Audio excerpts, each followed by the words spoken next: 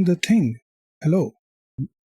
Hello, we are doing the thing, and Assis was just singing "Cheese in My Something." I don't know what that was. Cheesy Michael. I am sure it was very Yep, cheesy, cheese Michael. in my hole. Cheese That's in my hole. not what I Yeah, said. exactly. No. Cheese Good. in my hole. Anyhow, hello everyone. Welcome back Say to that with the Pantsless Bob the Tables. Builder theme tune. Cheesy. Can Cheesy we do Michael. it? Yes, we can. Cheese in my hole. Can we do it? Yes, we can. Hello everyone. Welcome back to Pantsless Tables. This is how we do it with cheese, and this is the third episode of Assis. This is the third episode of Monsters Ate My Homework, a completely brand new game which I have designed and written, and it is out soon. Not soon, it's out in September at +1 EXP in form of zine, which you can also pre-order right now via the link will above on the stream. And Steve, can you just take away and tell anything else that we're doing for this stream before we go on to socials and everything? Sure. Yeah, we're not doing anything specific, but our fundraisers are still open for the Trevor Project, as well as our 5 mutual aid people that we're trying to help with stuff. And we also have merch, but we can wait to talk about that later. But yeah, that's all. Awesome. So before we head on to what happened last episode, hello, I am Aman. I go by he, they pronouns despite what's written on the layout, and I'll be your GM for this episode and the next and all of the episodes for Monsters Ate My Homework on Pantsless Tables. And you can find me everywhere at Aman HK. YouTube, Instagram, Blue Sky, Threads, wherever. And with that, I'll just move on to Assis. Cheesy Assis. You're muted. I can't hear you. While Assis figures that out, we'll move on to Urvi. Hi, howdy, hey. Irby Fitz here. My pronouns are they, them, and I will be playing Hatteras Mackin. Be staring at the layout to remember my character's last name. Hatteras McIntyre, pronouns he, him, and we're gonna have some shenanigans. Yeah. I'm back. Hi, back. I did close OBS because I keep forgetting that I use OBS now to do my audio. Oh my god. Hello, my name is Assis. My pronouns are she and her, and I am playing, as I have been playing, Yuri Deshchandra, whose pronouns are she and her as well. She is theater kid. I am the 8 her kid. No. Study time? No, Yuri time. Anyway, moving on from that, lastly, we have Steve. No, let's go back to Yuri time. I am okay with that. Hi, I'm Steve, also known as Sassy Pants. I run Pantsless Tables. Yeah, I am the pee-pee man and the poo-poo man, I guess. Because the pee-pee poo-poo man, that's who I am, right? That's me. It is I, doing the thing with the stuff. My pronouns are he, him. I'm playing Sparrow. Featherwind, whose pronouns are he, they, who is stuck in the back rooms. Let's fucking go.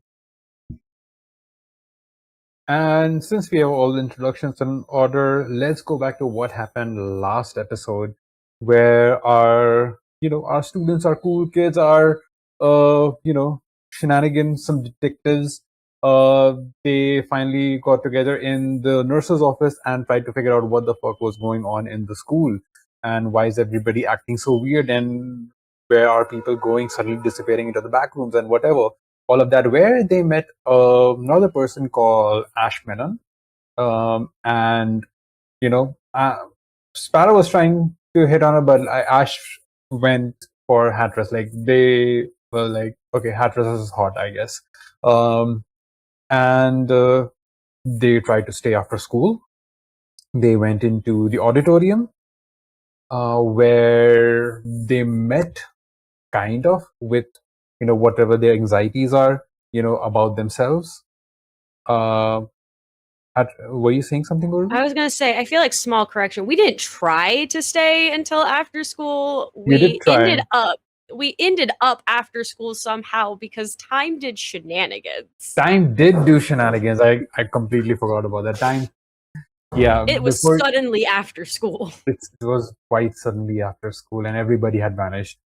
And where you kind of got exposed to whatever fears you had about yourselves, and you kind of were not forced but compelled to go on stage and doggy, and I saw doggy, and where Sparrow did like a brilliant rendition, I guess, or not so brilliant rendition of the Doctor's speech from a Doctor Who episode, but they failed, and they were taken into the back rooms, and that was it. What happened? What did something happen? What? No, I was trying to show you my doggy as well, and then I put my computer back down in front of the light and my face. Assis went noir. Where Sparrow, unfortunately, because of certain failed roles, since it was the after-school phase where things are really, much more difficult and more riskier, they were kind of dispossessed or dispossessed, kind of. I don't know what the term is, but possessed. Body swapped. Body swapped. Swapped. That's what happened, right? Someone took over my body.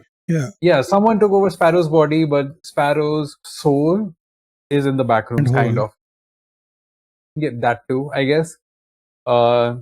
If holes and souls exist. But that's where we kind of ended with the episode where both Hatteras and Yuri and, quote unquote Sparrow went back to their homes. Not before discovering, like, the nurse and the janitor were maybe getting it on. I don't know. And that's where we will pick up with a couple of scenes. Starting off,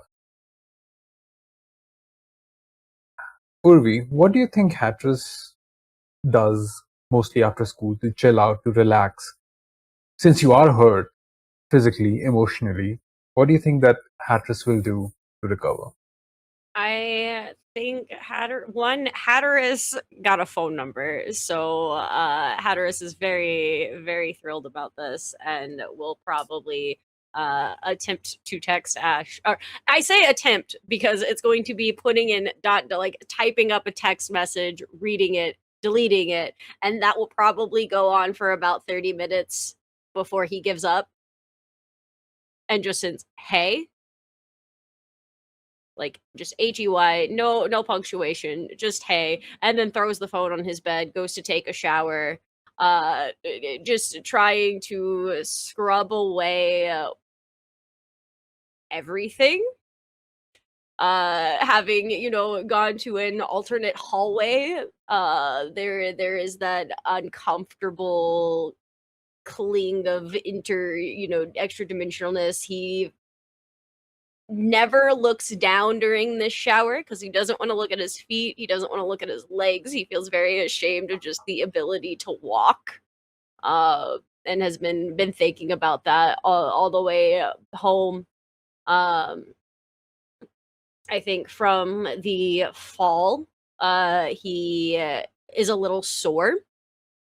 So normally he would probably try to do something semi-athletic. He isn't good enough to be on any of the sports teams, but he's good enough to play on like the public park team kind of situations. So he definitely would go on a jog or something usually. But since he's sore and not feeling that tonight, I think it's going to be a video game night. Is going to be a little just Papa. We're gonna Hatteras is everything. I'm not. He's gonna pop a Dr. Pepper, and yeah, he's gonna drink a Dr. Pepper, and he's gonna play some like FIFA World Cup shit. Does Hatteras live with his parents? I think he lives with his mom. I think he is definitely the child of divorce. Mhm. and lives with his mom. As you start playing FIFA, you hear a of all games, you hear a knock on the door, and it's your mom says, "Darling, the dinner's ready. It's been ready for like 15-20 minutes. You're not gonna come eat? What's the matter?" I'll be down in just a minute. I'm so close. He just looks So like close he's. to, and she just like pops her head in through the door and, you're not playing that stupid game again, are you? I need There's to. there's so many good games out there, and not just just your 3D kind of games. You should definitely check out the classics. I'm telling you, just try out Castlevania. I've been telling you for a while. We can get an emulator. We can, I mean, I guess I just needed something a little decompressing today. It was a long day. Actually, it was a really short day at school, but that's why it felt like a long day at school. And I just don't. What's for dinner again? pasta. Oh, delicious. Okay, I'm coming. Yeah, you better. And what do you mean short day? Did you not attend your school? No, Don't tell me you were bunking again. I was at school all day. I'm not Mr. kidding along. Hatteras, I was at McIntyre. school all day. I was in the halls doing my due diligence and responsibilities. I helped somebody get to the nurse today. Thank you very much. And I got a girl's phone number. So like I had a really long and good impressive day today. It was just felt really short because it just felt really short. I don't know. School felt weird today. Why is that? And she just walks in, obviously doesn't care about your thing about your personal space, and just pops down, sits right beside you. And you see, like she's for a woman of her age, maybe she's in like early 40s, early to mid 40s. She dresses quite kind of like Gen Z, but like 90s revival Gen Z. Heard. My mom's What's trying up? to get a date. Got it. Understood. I just told you. I think I might just be hungry. I want to talk about it, Bob. Let's go eat You got a dinner. girl's number? That's why. Yeah, and she hasn't texted me back. It's fine.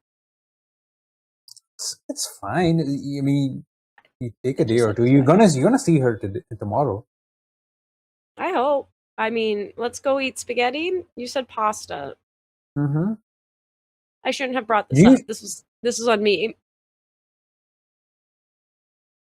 All right, but we're gonna talk about your gaming habits, because all of these like insult games you have to stop playing.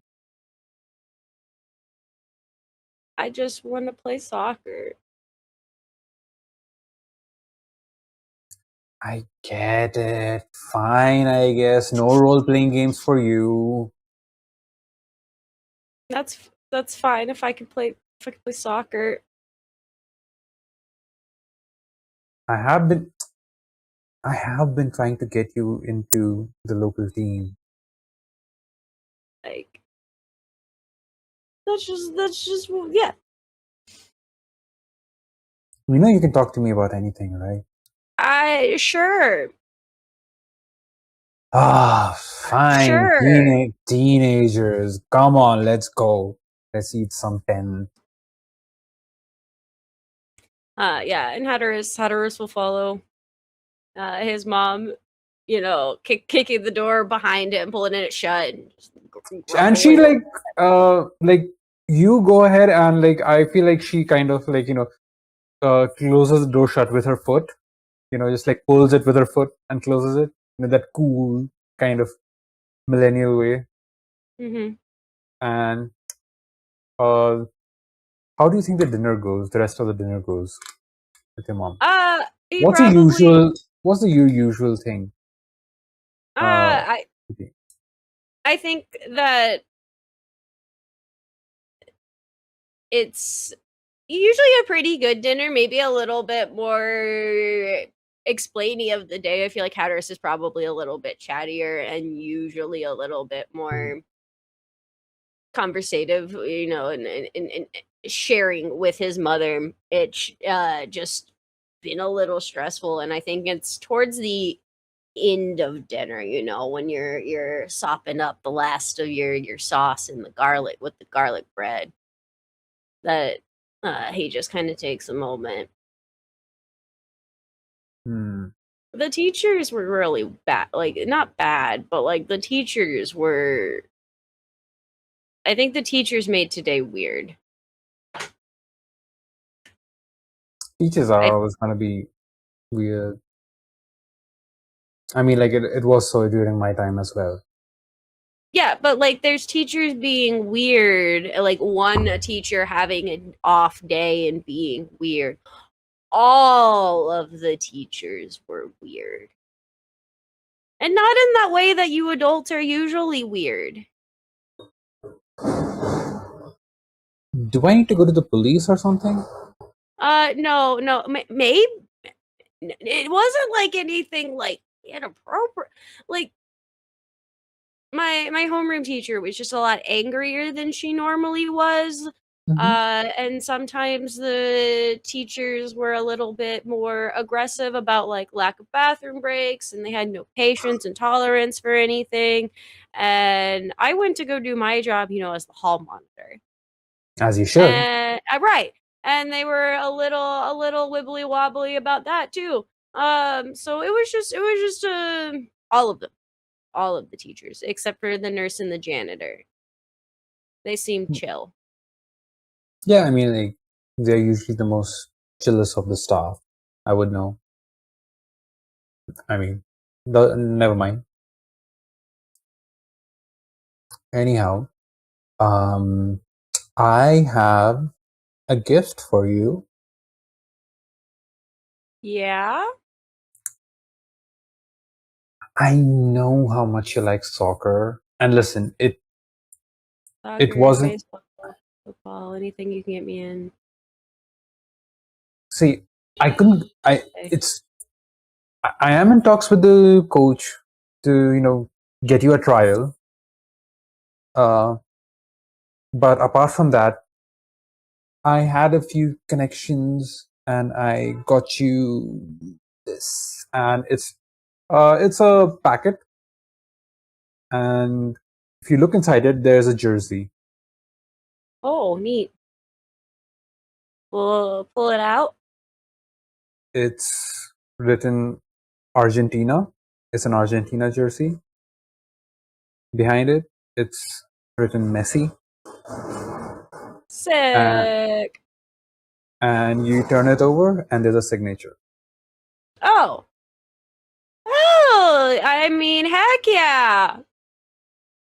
I'm also, do not smell it. It's an officially worn jersey, and he signed it. No way. No. You can't tell me not to do something and then expect me to not immediately do it. You're my mother. That's how this situation, this relationship works. Take after your father, I guess. But yeah, it's officially won, and he signed it, right after. So it's not washed. So, and if you wash it, the signature goes away. So it'll have to be this way. We can frame it. So there's always that. You don't have to always keep smelling it. I'll have it framed. But this is what I wanted to give to you. Thanks, Mom. And he'll like run around the table and give her a like genuinely big hug. With that hug, we cut away to Yuri. What are you doing? Oh, by the way, please remove one scratches condition from your list of conditions. You still have another a scratches condition, but which if you get another scratches, it'll be right back, where you were. But for now, you just have one scratches condition. Yuri, tell me, how do you unwind after school? Well,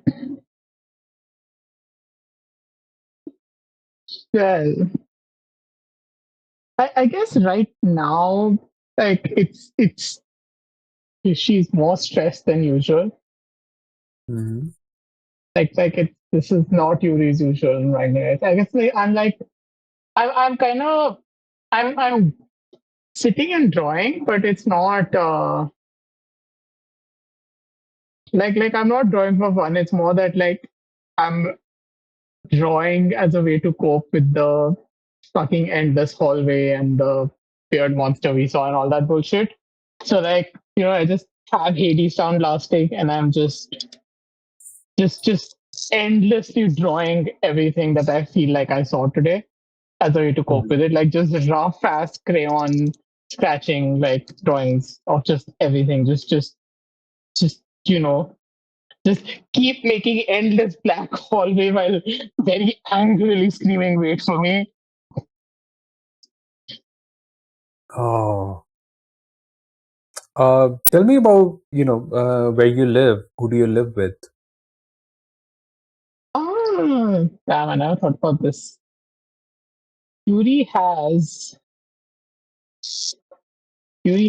two parents and two siblings and three dogs and a bird. Big ass family. What do you think? Is Yuri a middle child, elder child, younger child? She's definitely not an elder child. She's one of the other two for sure. I think she must be a middle child, right? I feel like Yuri has middle child energy. I don't know. Hard for me to judge. I've never been a middle child. I'd say middle. Let's go with middle.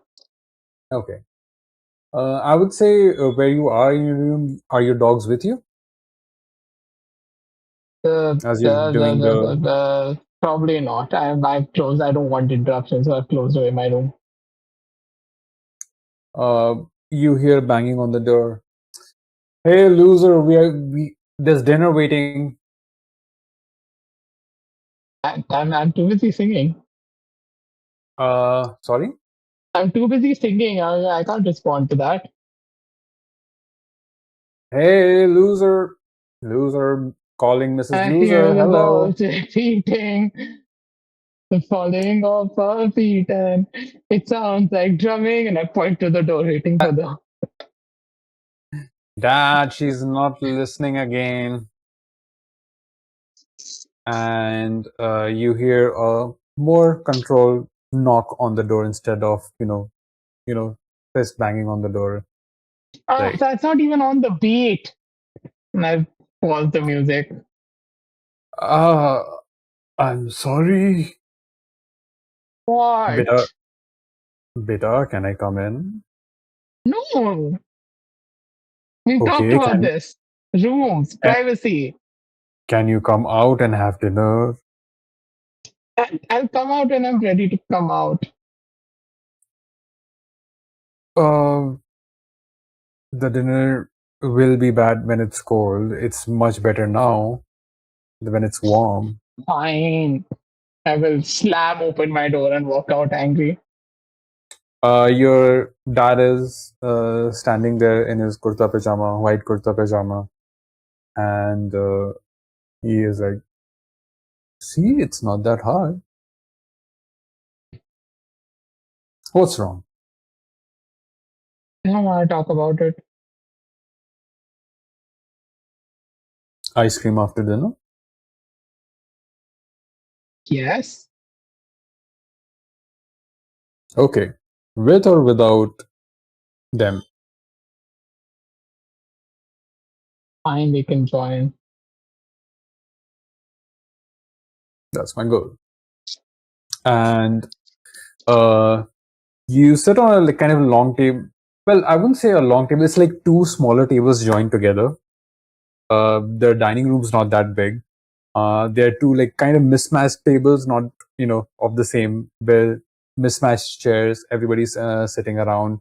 Your two dads are just sitting opposite of each other instead of beside each other, just so that they can control the pace. I would say you're a middle child. You have an elder brother and a younger sister, and Wow. younger sister is completely, I wouldn't say wild, but like she's like, I don't care energy. I'm going to do what I want, when I want, however I want. And it's like it takes What you're both telling of, me is she's 14. I would say, yeah, kind of like almost 14, like just discovering, oh, I'm a teenager now. Yeah. I can do whatever I want. And it takes both of your dads to, try to, calm her down. Like, hey, just have dinner. You don't get off your phone, Peter, please. And your elder brother is, just lounging around back on his phone. He's come back from college and he's just spending his holidays here and just on the phone, just playing some game or the other, and in the middle just taking a spoonful of khichdi of all things that he's And having. um and it's a like a nice laid out table with different foods. There is obviously khichdi, but there's also different vegetarian, non-vegetarian options, chicken, but also paneer, and also a kind of a mixed veg situation going on. okay, no, you're And losing me now. This is unrealistic. Who's making this much food for a normal family dinner? your dad. That's crazy. Nobody does that. It's fictional, Assis. Unrealistic. That's why it is No, fiction. The the endless holiday But I paneer it is could does left happen. over believe. from The, lunch. en- The paneer is left no, over the from endless lunch, and holidays I could believe. This is unrealistic. It is actually not unrealistic. It happens. No, no, no, It no, is no. not unrealistic. It happens, so deal with it. Deal with it, okay? Um. Okay. So we're going out for ice cream, right, guys? And your two siblings are like, your elder brother is like, and your younger sister Wait, is what like, do you mean you don't want? You always want ice cream. I said, yeah, loser. It can't hear you when you mumble. Uh, and your sister's like, okay, but which place are we going for the ice cream? The softy corner, near the petrol pump. It we used to be famous, but it's not really nice. I would rather go for one of the restaurants which they have. But I don't know. Can you guys afford it right now? And your dad is like, oh yes, yes, we can go there. We can afford it. Obviously, we don't have to take out a loan for an ice cream, darling. Uh, and yeah, your other dad, his name is Raju, of all things, and he's like, I'll drive, you stay here, just clean, if you can clean up after, I'll help you later. uh, I'll take them, you don't need to worry. Okay, just have your dinner and we'll go to the ice cream softy corner, and we'll have a few cones. You can have whatever you want. I'll have a chocolate vanilla, well, no, chocolate crusted vanilla cone. Yes, that's what I'll have. And what do you think usually happens at a dinner table for you? Um, hmm. Like in what sense? Like emotionally? Hmm. What's a typical like dinner looks like?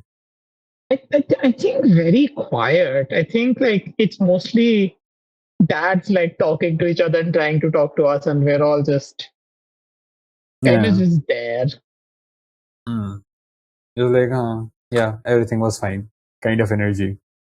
Like, tell us more. Like, no, everything just same old kind of energy. And I would say like your dads want to like be more involved, but it's just like they two teenagers in the house, one who's off to college and who's like, discovering his own world outside of school. So it's just like they're getting shut off from like every single place. We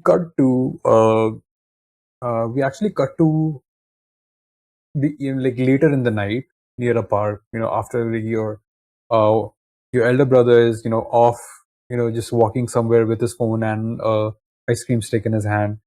Your younger sister is in the car with her ice cream cone. No, actually with a full tub. I would say a full tub. Just eating ice cream off of that. I can do anything energy. You and your dad, Raju, are outside the car, kind of leaning against it. And what ice cream are you having?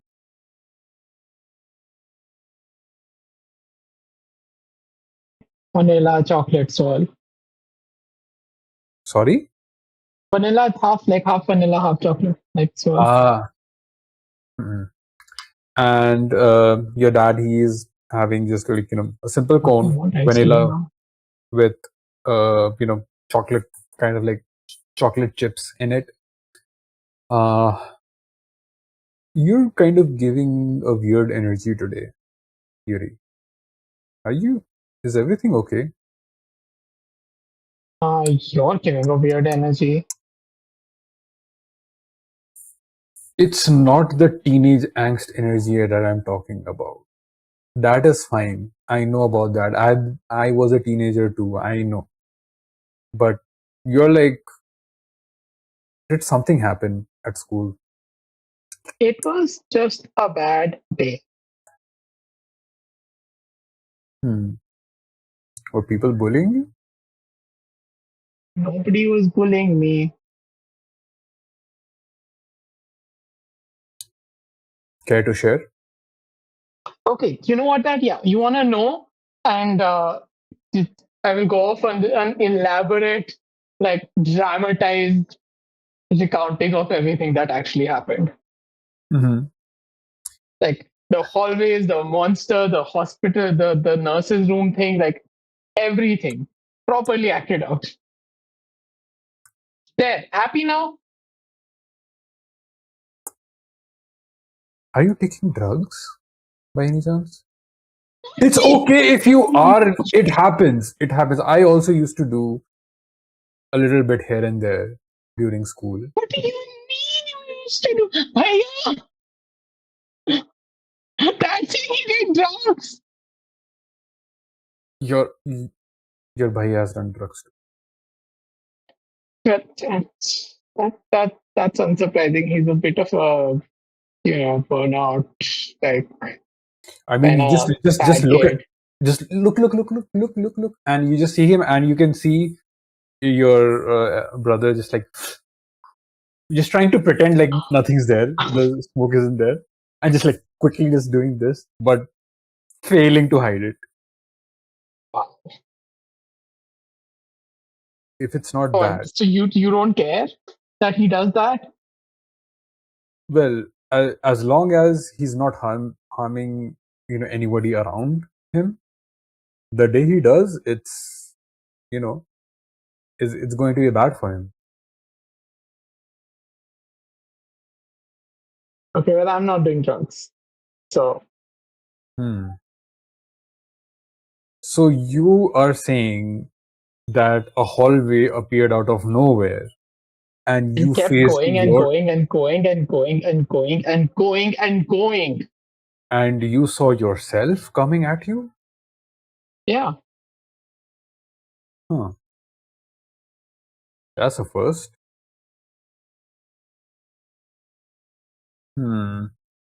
When I shouldn't tell you this since you're so young, but when I tried drugs, it wasn't like that. I did not try drugs. I'm not on drugs. Hey, what are you guys talking about? And yours like sister like pokes out. Are you talking about alcohol? None of your business. Listen, I know I can't have it for a few years now, but I think I should know all the effects about it so I can stay away from it. Yeah, sure, why not? Bhaiya, why don't you tell her all the effects of alcohol since you're having it every single day? What? I've never had alcohol. Right.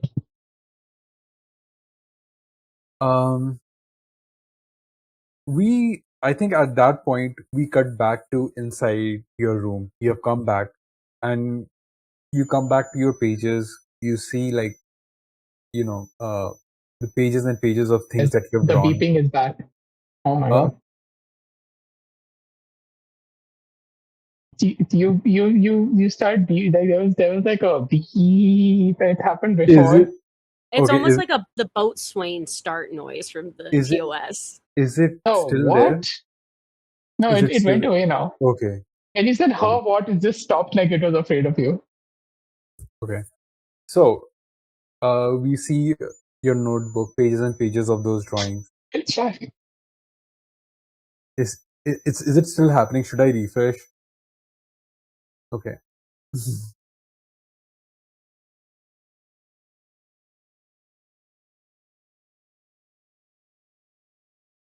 I'm so glad somebody else could hear it because I know, thought right? it was me the first time it happened. The look on your face was just like, oh, I'm not crazy. Wait, what happened? What I miss? Okay. Is it still happening or is it fine now? Okay, it's fine. Now. Okay, it's fine for now. I think it has something to do with Caption Ninja. I don't know why. I'm just guessing. Everything is Caption Ninja's fault. Yeah. So for the third time, you are back in your room. You're seeing the notebooks with your drawings. What did you say you had written on there? I didn't write anything. Just try. Okay. What? Oh, sorry. You were like saying something or screaming something. Yeah, I was listening to Hades Town and just screaming out like, wait, wait for me. We're getting copyrighted if I sing this. Okay. It's almost like you're drawing like the tunnels, not the tunnels, but like the endless hallways, which are always like ending with darkness. Endless hallways, always ending. Ending in darkness. I mean, like they vanish in darkness, and you're just flipping through them, and I feel like at this point, even though it's not directly on the page, it's almost like you can see a light at the end of the tunnel. Like it's not always endless. It's an illusion. Maybe it's a trick of, the lamp or the bulb in your room.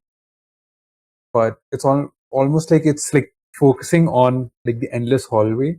And every time you flip a page, the shadow, not the shadow, the light reflecting in the, in the black sketch, it's like getting bigger with every flip.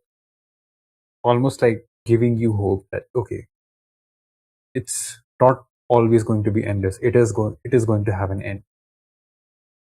Even though, things are shit right now. You hear a knock on your door. Loser. Why? What? Again? Yeah. What? I'm here too, by the way. Oh, great. What?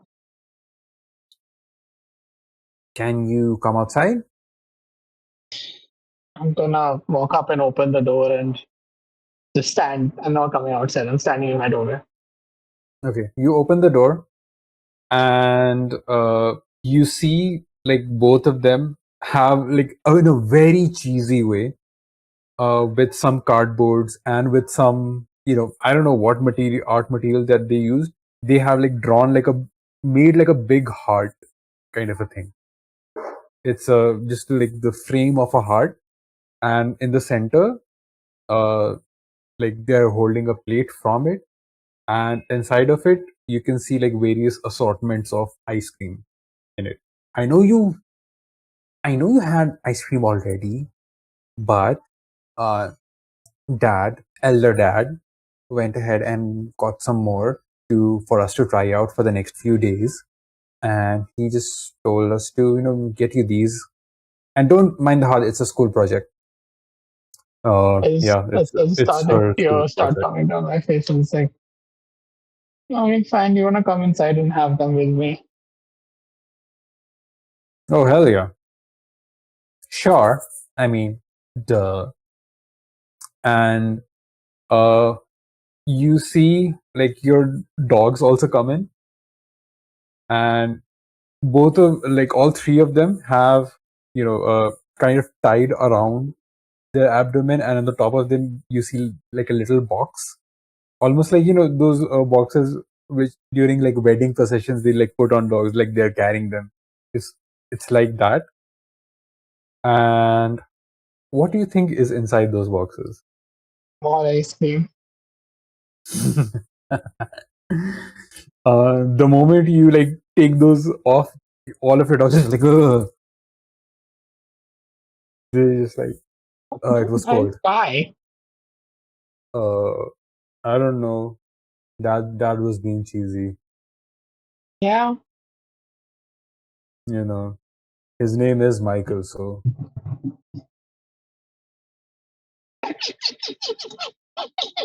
No, that's a fucking callback. Yeah. with that, I think you can clear your triggered condition. Yay. And now, after all of this, we go to the underhalls. As what is the last thing that we heard you screaming, Sparrow? That's not me, you fucks. Don't leave me here. Don't leave me alone. That was it. You, are walking down this endless hallway, which both Yuri and Hatteras describe, and you keep hearing, a shout which sounds like Ash. Ash, who you guys, just met in the nurse's office and who was like after school, but then he vanished. Sorry, they vanished.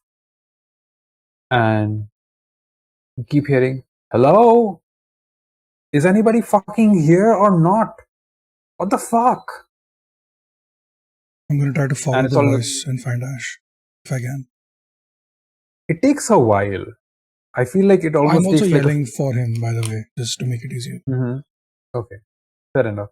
But it still takes a while because like there's weird intersections in the hallways, and all hallways are like connected to each other. It's like a weird, kind of a labyrinth, but in a very square format.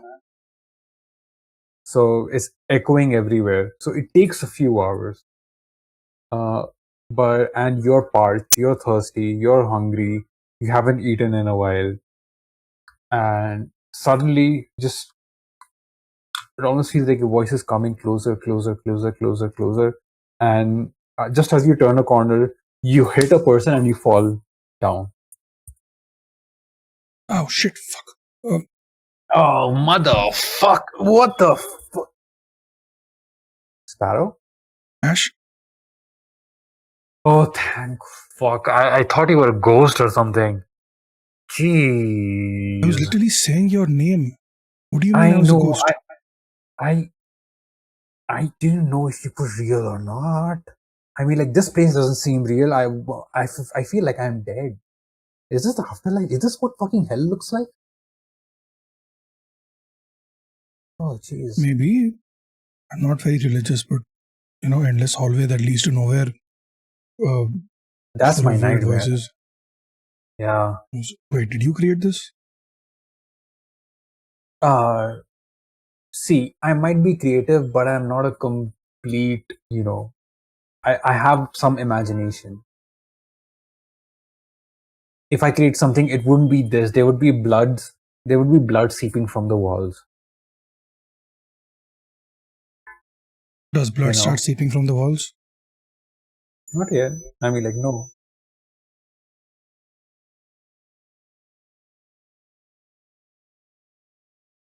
Okay, Ash, how long have you been here?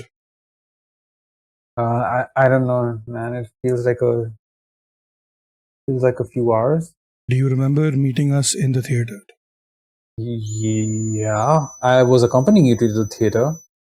Okay, so you were there. I am also hearing the loud ringing noise, by the way. Oh shit, should I refresh? I think check your mic settings. Yeah, because it also only happens when you're actively talking. When I'm actively talking, okay. Like, it doesn't happen always when you're actively talking, but when it happens, it's only when you're actively talking. Is it still there? Is it still there? I'm actively talking Not right in now, this so let me know. moment. Okay, not in this moment. So just tell me like Aman ringing or something. Just This let me know. magic moment. I get a bit busy being physically assaulted by it, but okay, thanks. Not like that, but like my senses. Like, Okay. Okay. So you see, like Ash just. I've been here a few hours. It's weird over here. Like I don't know which direction I was searching for your voice, but there were what it felt like open floor planning, office chairs, desks, and all these like weird fucking corporate message, like, oh, we are a great corporate family, like we grind till we die, and this I don't know who says that. Huh. Okay. So, from what I've understood so far, this whatever this entity is, it feeds off our anxieties and our fears and shit. And I feel like that might have been a fear of one of the teachers because they're afraid of the school and they hate it and they're like, oh no, this feels like too much of a corporate thing. I don't know because the teachers have been weird all day, right? You've noticed that? Oh yeah, teachers are fucking weird anyway. But yeah, that today was really quite strange. I'll be honest. Okay, so first thing we need to do is we need to come up with a code word. Okay? Pussy. Because what? I don't know. First thing that popped into my head. Okay, pussy it is. Could be something else. No, we're gonna go with pussy. Fine. Here's the thing. When did you come here? Like, when you entered this place? Did you feel? Could you see the rest of us? No. Because something very weird happened with me. When I came here, it felt like my physical body moved away. And this is like not my physical body here. And I look down. Do I see my actual body or do I see like a floaty spirit? You see yourself.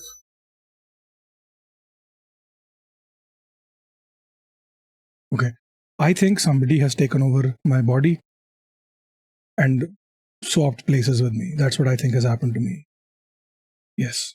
I don't know if the same thing happened to you. Because do you remember when I did the thing at the theater when I tried to do the doctor's monologue?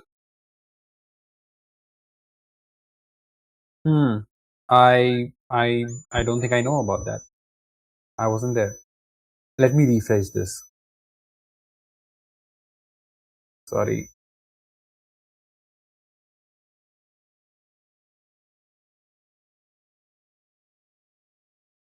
Is there like something in the video settings or something that could like filter it out? I can try, but it'll mostly. I mean, I can give it a shot, sure. Is the wee whistling still there?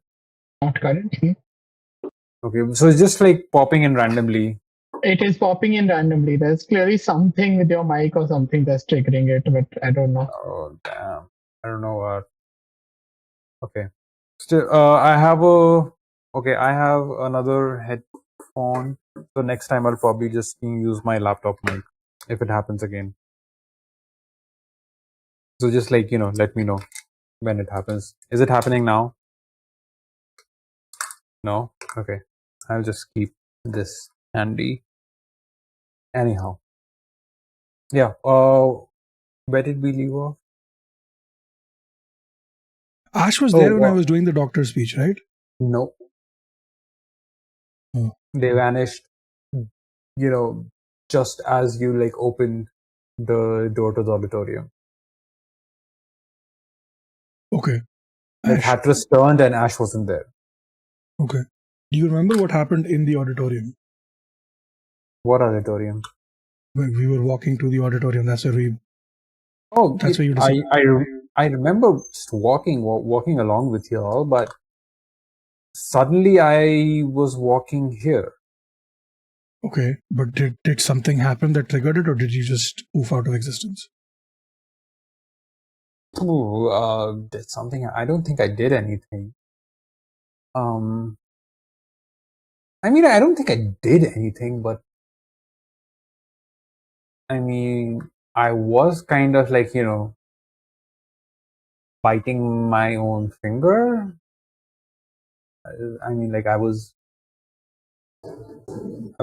kind of wanted to hold Hatteris's hand, but I was just biting my fingers trying to convince myself.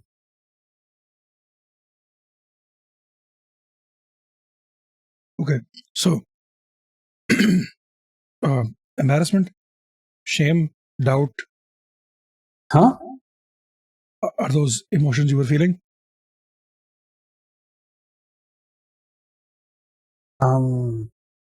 Unsure, insecure, anxious. I'm trying to get a baseline on what caused you to come here, right? I mean, I was feeling a lot of things. I mean, I don't know. I mean, it might have been one of them. It might have been multiple sorts of feelings. Right. Have you seen anyone else here? No, but I did hear footsteps. Not yours, at least not running footsteps, but just walking footsteps. Okay. Is there anything in the hallways on? Around you? Not at the moment, not where you are right now. But there are endless intersections. Okay, I have no idea where I am right now. We can maybe try to trace where I kind of landed. Okay. Did you leave a path or? No, but I'll try to remember. But I can't because it's been hours since I've been roaming around this place. I tried to map it out. Same, yeah. Mostly, yeah. You know what? We'll see what our luck brings. The last thing we need is a bull stalking us, right? I just pause and I look around, right? I just squint, half expecting a bull to show up, a minotaur to show up. No? Okay. Yeah, I don't know what's happening. I was trying to test a theory, but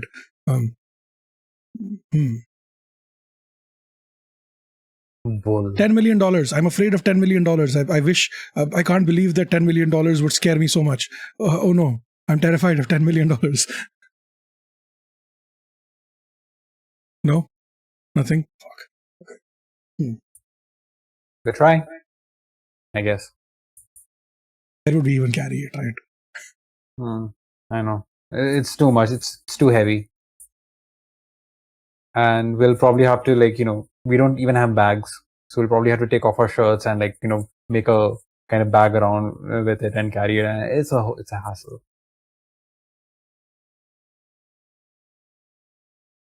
So should we try? Ana de Armas in a John Wick bodysuit. Sorry? I'm terrified of Ana de Armas in the John Wick suit, wearing with two guns trying to shoot me. Oh no, I'm terrified of that. And you Ash kind of steps back. It's stairs, I think. Okay, here's the thing, right? These hallways were created by someone, by something, right?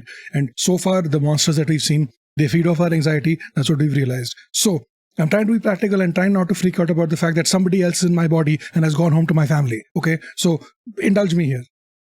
Body thief. Yes, Oh. Spirit Snatcher. Body swap. I don't know what the fuck's going on. Oh yeah, somebody Anne Rice to you there. Anyhow. Okay. I haven't seen that show yet. Oh, it's great. You have to watch. I think I came that way. I kind of have an idea of direction, but I don't know. I'll need your help, I guess. Okay. Just pick a lane. Let's start walking, I guess. Let's pick a lane. All right.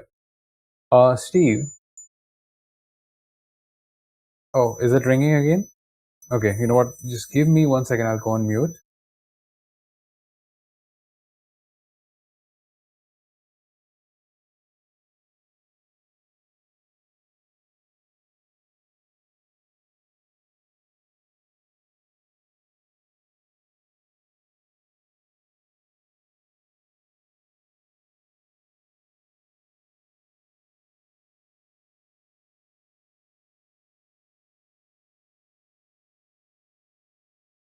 Can you hear me? Is this better? Yeah. Okay.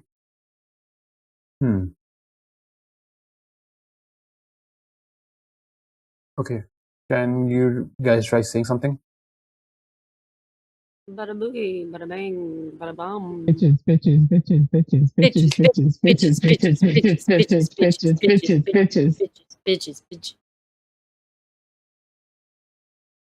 Okay. It's weird. It's all on speaker now for some reason. I have to take this off. Okay. Anyhow. So, Steve, at this point, I would like you to use a move. I would like you to do a school day move. We're not in the after school phase right now. We are going to do a school day move. I will let you pick, your combo to see, just to try to help Ash, find their path again. And you have to tell me how you're trying to use that combo. Okay. Basically justifying it. Okay. I would like to use sensitivity and presence because I'm trying to be conscious about Ash freaking out, and also presence because I need to be present in the moment and I need to show us it's a show of strength to be here and to find the route to where we are going. Mm-hmm. Okay, so go ahead. What's your modifier for that? +2, +1? +2. Okay, go ahead. Roll 2d6 and add your modifier.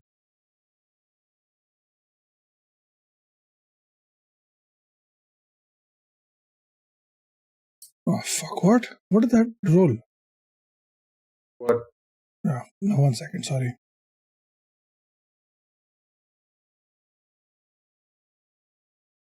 Are you kidding? I rolled 2 ones. So that's a 4. Now this is a good time to bring in what learn a lesson means in the system. It's basically a kind of a do-over, or rather, it's kind of you're up your success by 1 degree. You get it's a shared resource. So if you try to fail a roll, or if it's a partial success, you can use a certain lesson, and you can up your level of success. Since this is a 4 for you, which is a failure, if you go to learn a lesson, there are 5 lessons. It's called lesson of hope. There are 5 lessons over there. You can pick what you want, and this will immediately, from a failure, this will go to a partial success for you. And you don't have to do what the lesson says right now. We can do it at the end of the session, or we can do it at the start of the next session also, just to give you time of coming up with the scene. So we have 5 lessons. You can pick what you want, and just let me know which one you're picking. Where do I find these lessons? In the document, Google Docs. Oh, okay. I was looking on the Google sheet. Okay. Look in the Google Docs. Go to just below student moves. It's learn a lesson, level up your success. The lessons are a shared resource among the group. Once a lesson is marked, it can no longer be used by other students. You have the uncanny ability to change the outcome of your actions. When you mark a lesson, describe a memory or answer a question and increase your level of success by one level. For example, if you failed, you increase the result to a partial success. If you succeeded already or a partial success, you increase it to an overdue. So let me know which one you're choosing. Okay. I'm going to take the second one. Describe a memory recalling a random fact you learned in class that is helpful in the situation. Okay. You don't have to say it right now. We can describe it later. Okay. So I'm just marking this. Oh, why am I not able to mark? Just mark this if you can. Describe a memory recalling a random fact you learned in class that is helpful in this situation. So with this, we'll say that you are able to find, where just by sheer luck or, and some of the help that, factoid that you learn in class, you and Ash stumble upon a place where it looks like it's an open office layout. It's a large hall, open office layout, lots of chairs, lots of computers which are not connected to anything. And Ash immediately says, "That's the chair. That's the it's still there. That's the chair where I suddenly popped up. I wasn't sitting. I was just walking, and I just bumped into that chair. That's where I came." And you can see all of these weird corporate messaging on the walls everywhere, framed. Okay, I'm going to try to walk up to the chair and try to look around, notice something. Just what I described you. There are no books, no files, no pen. Just a disconnected, not connected computer without any wires and chairs. I'm going to start grabbing the posters off the wall, ripping them off. The first poster you grab off the wall kind of behind it kind of wobbles. There it is. Fuck this place. Fuck corporate culture. Fuck the world. Fuck all of that. We are students. We are here to study and not become corporate slaves. And I'm going to start pulling all the posters off. Fuck you in particular. Fuck this cat. I don't want to hang in there. Fuck that noise. I don't want to live, laugh, love. Fuck all of this shit. And start pulling everything off. As you start pulling everything off, all the walls start to kind of wobble weirdly, like they're not solid. And the floor beneath you starts to wobble as well. Ash is like, "Whoa, dude, what the fuck? What the fuck did you do?" Everything is wobbling, it's not in 3D space, it's wobbling. I'm trying to get out of here, you idiot, to help me. How the fuck do I help you? Tell me what to pull the posters off. As you're saying that, you wake up in your bed. Or rather, you sit up in your bed. What time is it? 2 a.m. Fuck. I'm gonna text the group chat. You fuckers! You left me behind in that fucking hallway. And you walked away with the shapeshifter. You fucking wake up, you pieces of shit. What? Wait, actually, I would not be awake at 2 a.m. What am I saying? I don't. I'm asleep. Hapless is also asleep. I'm gonna do the thing that teenagers nowadays do not do and are scared of all the time. I'm gonna call. You wouldn't. Group call? Yes. No. It's wild that you would call though and think that I would have my phone on anything other than silent. That's fine. My phone would be on vibrate. But eventually I'll hear it. At that point, we'll cut to a break. Oh, God damn it. Fucking. Hello, we are back, B-A-C-K. And before the break, somehow Sparrow returned. Returned back to his body in his room, and the first thing that he does, which nobody should ever do at 2 a.m. in the night, is group call your friend. And that's where we pick up. Whose phone is on vibrate? Whose phone is ringing? What's happening? What's the situation here? Mine is vibrate. Like Yuri has vibrate for sure. Zoom, I- zoom, Mm. zoom, zoom. You fuckers left me to rot in the back rooms. The what? The secret fucking hallways that you were talking about. It Oh took god, me, the it hallways swapped they go bodies with on me. and they go on and they go on. Yuri, focus. Yuri, focus. Okay, good night.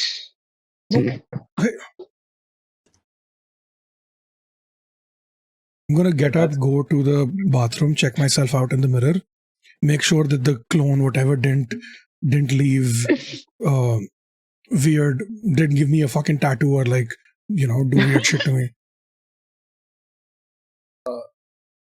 I feel like through all of this ordeal, you haven't really looked at yourself. Once you've come back, you just like picked up the phone, started ringing. Hatters didn't pick up. Obviously, he is busy sleeping. Phone on silent, not even on vibrate. Yuri just hung up, and you go into the washrooms, and you don't, you don't look at yourself until you just rush to your washroom. Look at yourself.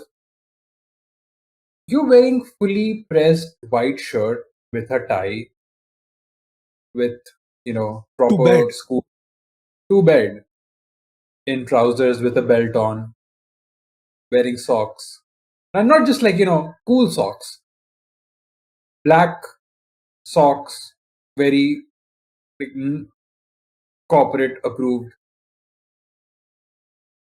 socks. Yep. You're There not it wearing is. a coat, but you turn back and you can see the coat is laid out on the bed with a hanger. I even own a coat?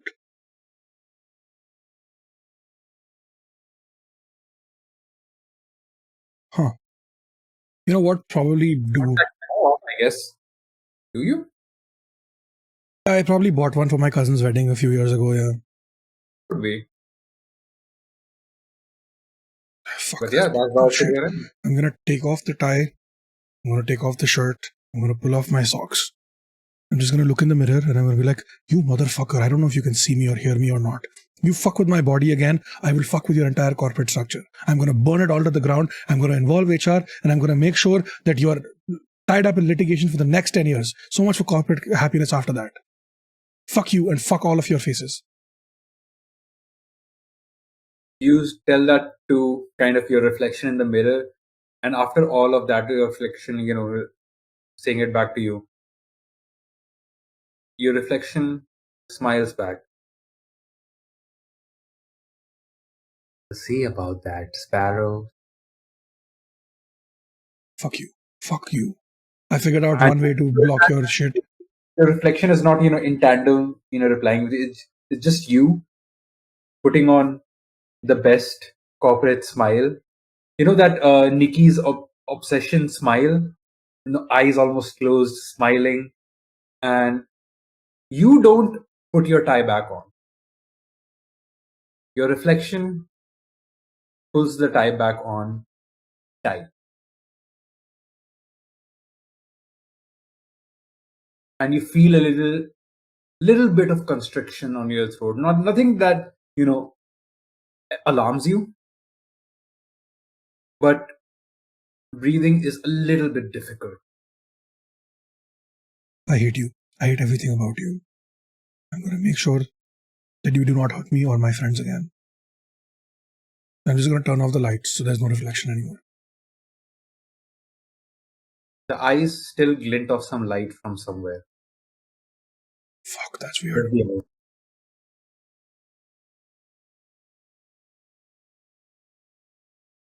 I would like you to take on a condition. Okay.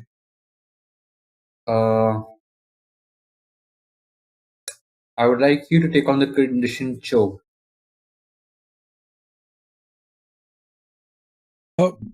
Aman, in this game, Yes. conditions are like akin to damage, right? Yeah. So you're saying this would be a negative condition. Yes. But in what world would we getting choked be a negative condition? We're playing teenagers. Yeah. I mean, see, this game is not marketed towards children.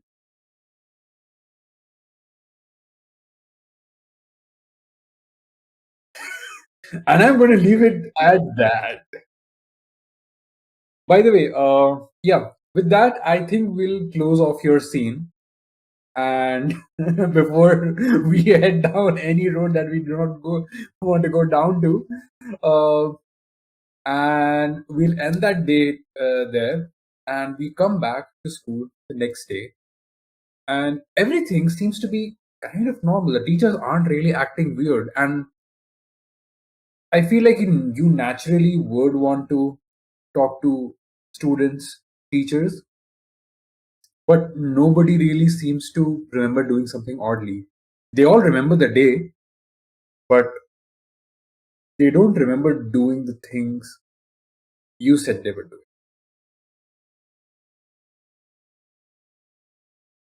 You three meet up in class. What's that feeling like, Sparrow? Seeing your friends again? Do you know where I've been? Do you know what happened to me in the auditorium after the two of you left the auditorium without me? Or with my clone? You said you wanted to stay. Wait, what? I'm confused. Yeah, you said, we said we're going, and you said Steve's clone said something like this, right? Is CS misremembering now? No, as you were leaving, Sparrow, you remember Sparrow saying, "Yeah, I'm just fucking tired. I just want to go back home." Okay, sorry. What do you mean? You said you were also going home. We said we're going home. You said you're going home. We all went home. I did not. That thing was not me.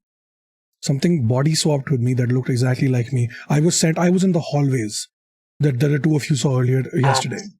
Weird. When I called you at 2 a.m, that's when I finally made it back to my body. None of you noticed that I was acting different? So that's why you called. You weren't acting different. Yeah, we saw you for like all of like a minute, and we were all going home. That thing was wearing a white shirt and a tie to bed. How would we know that we weren't in your bed? Yeah, that's How not would really you- where I want to be, bro. If one of you was replaced by a body snatcher, I would have noticed it. Okay, what time were you replaced by a body snatcher exactly? When I started my Hamlet monologue, my Doctor Who monologue. Oh, so you're saying we would have noticed in the one sentence you said to us after that? Yes, because I could tell that this person was not acting like me. It was one sentence.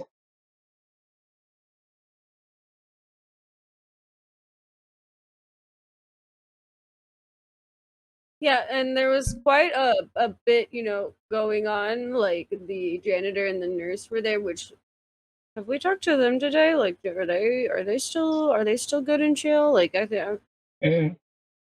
Yeah, I mean, we weren't exactly in the best of mental states. I feel like I still am not, but like, I'm sorry I didn't realize that an invisible body snatcher snatched your body in a way that I totally could not have realized in any other way. And I'm sorry that it was not given away by the one sentence that the body snatcher spoke in your body after it snatched your body. But I'm like, glad you're back. How'd you get back, dude? Right. So, yeah. I saw Ash there. Apparently, Ash was also taken, but not body snatched. They were just taken, which is weird. They said that they were walking with you towards the theater towards the auditorium, and then they just got whisked away to the back rooms. I don't know how the fuck that happened. I thought they just left. Yeah, I mean, like, yeah, I'm realizing that you're not being very, aware of the things that are happening around us. That's nice. That's yeah. Anyway, so Ash mentioned that there was a room in the hallways, which was a fully corporatized room that had a bunch of posters about living corporate life and being a corporate family and all of those things, and a like bunch of tables and like a computer that wasn't plugged in. So I tore off all the posters, and in doing so, the wall started doing wibbly wobbly shit, and then I woke up in my bed, and then that thing in the mirror spoke to me. Huh. And I took off my tie, my reflection put the tie back on, and it tightened it, and I felt it tighten. So something really fucking weird is happening here. Do you still feel it? Breathing is difficult, a little bit difficult for you. Yes, I still do. So our enemy is magical capitalism? I guess. Huh.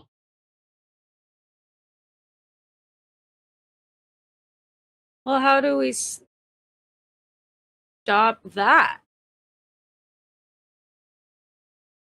Well, for starters, if you find yourself back in the hallways, look for a room with a bunch of corporate posters and tear those down. Like, we can start there. I don't know how to fix it in this world. Magical socialism. I mean, we could go for like some real socialism. So how do we get back to the halls then? Because that's what we would need to do, right? To find the room to rip down the posters, is be in the mirror halls, under hall. Do you want to purposely go back? Under hall. Well, if we don't, won't it continue? I'm sure there's a way to solve it without going back in there. Like, that doesn't sound like a good idea.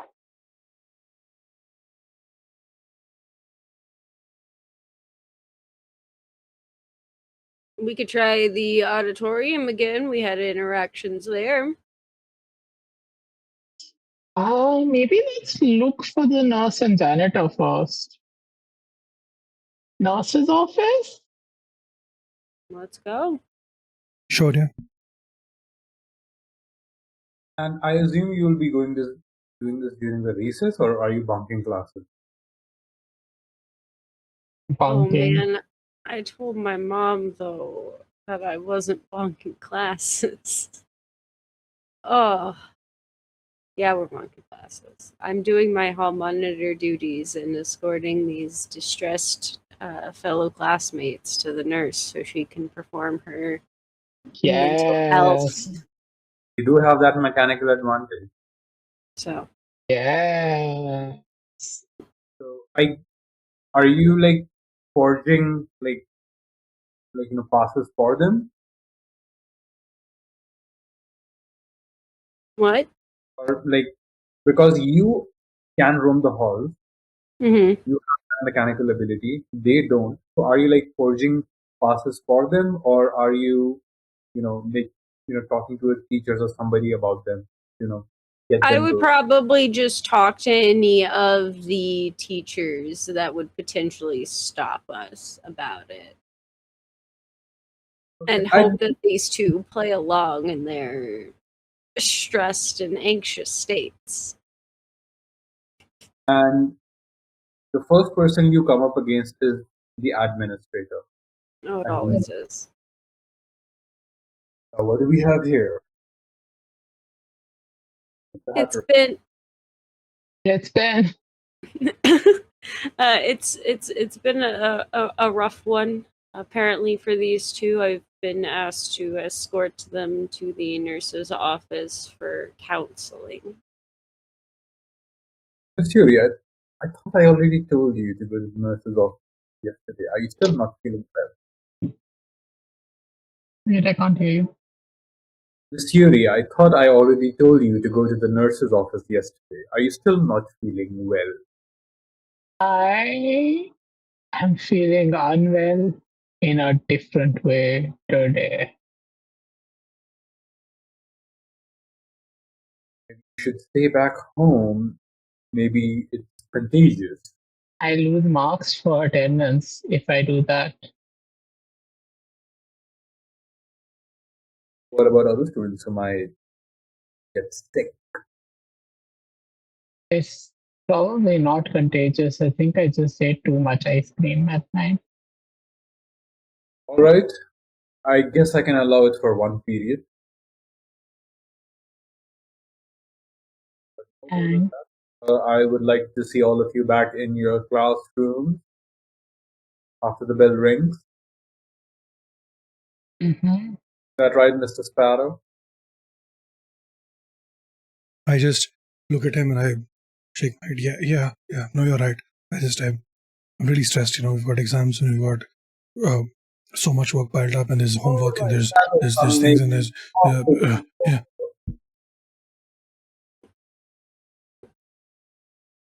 And he just kind of shoos you away. Sir, Yes, Miss Yuri. be careful if you go to a softy corner. Don't have more than one softy.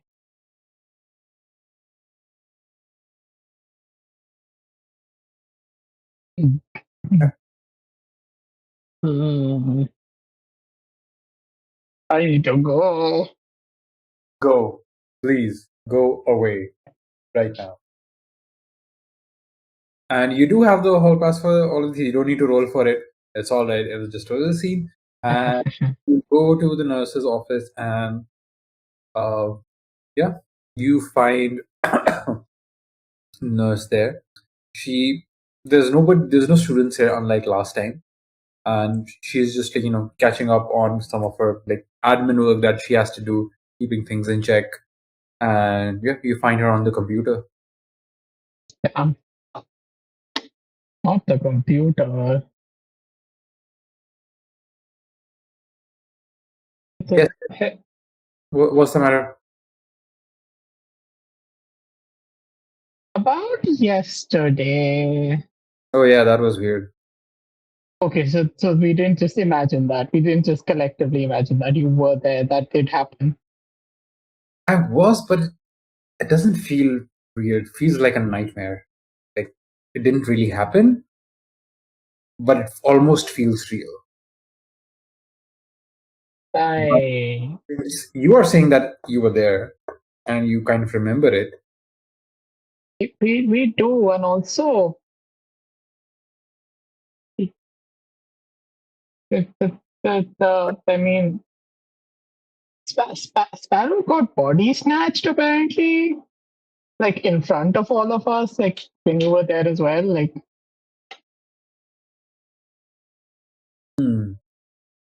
That checks.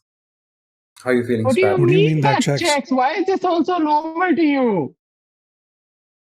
I mean, like it's school. Weird things keep happening. Which school did you go to? A public school?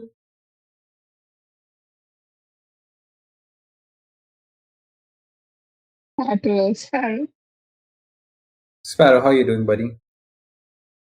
Not great. It is really fucking weird. Sorry. I guess body snatching will do that for you. Why do you? Have you seen Ash lately? PhD. I know he did with you all from the nurse office, but I don't remember seeing them later.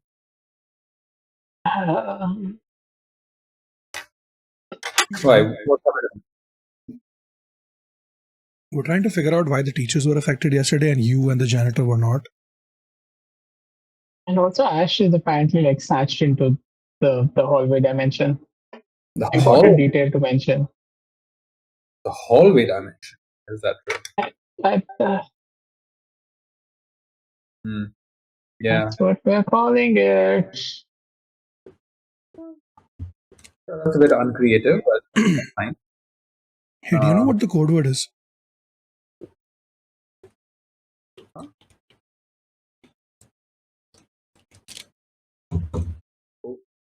What do you mean? Okay. Nothing. Just testing out a theory. You're fine. Sure. No, I have not seen Ash, and yesterday was weird. I feel like there were a lot of students here, but I don't see them online. I also checked the cameras, and it was just you four. I mean, you three and Ash. And yeah, it was weird. Unfortunately, I don't have access to all the camera footage. I was only able to ask for the nurse's office, but yeah, everything's a bit weird.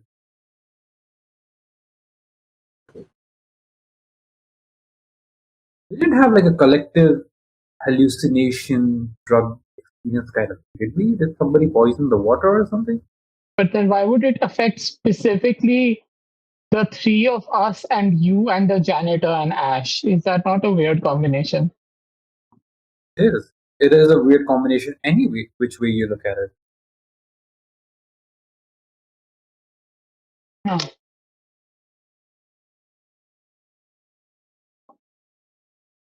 Is the janitor okay? Have you talked to him today? They're fine. Okay. I mean, they also have kind of the same experience as I did. We kind of remember throwing a bucket full of ice water at something, but that's about it. The big monster. Yeah. That was. I thought that was just somebody in a costume. I don't think that was a costume. That would have been a pretty sick costume, though. It would have been a sick costume if that was a costume. I don't remember yesterday very well.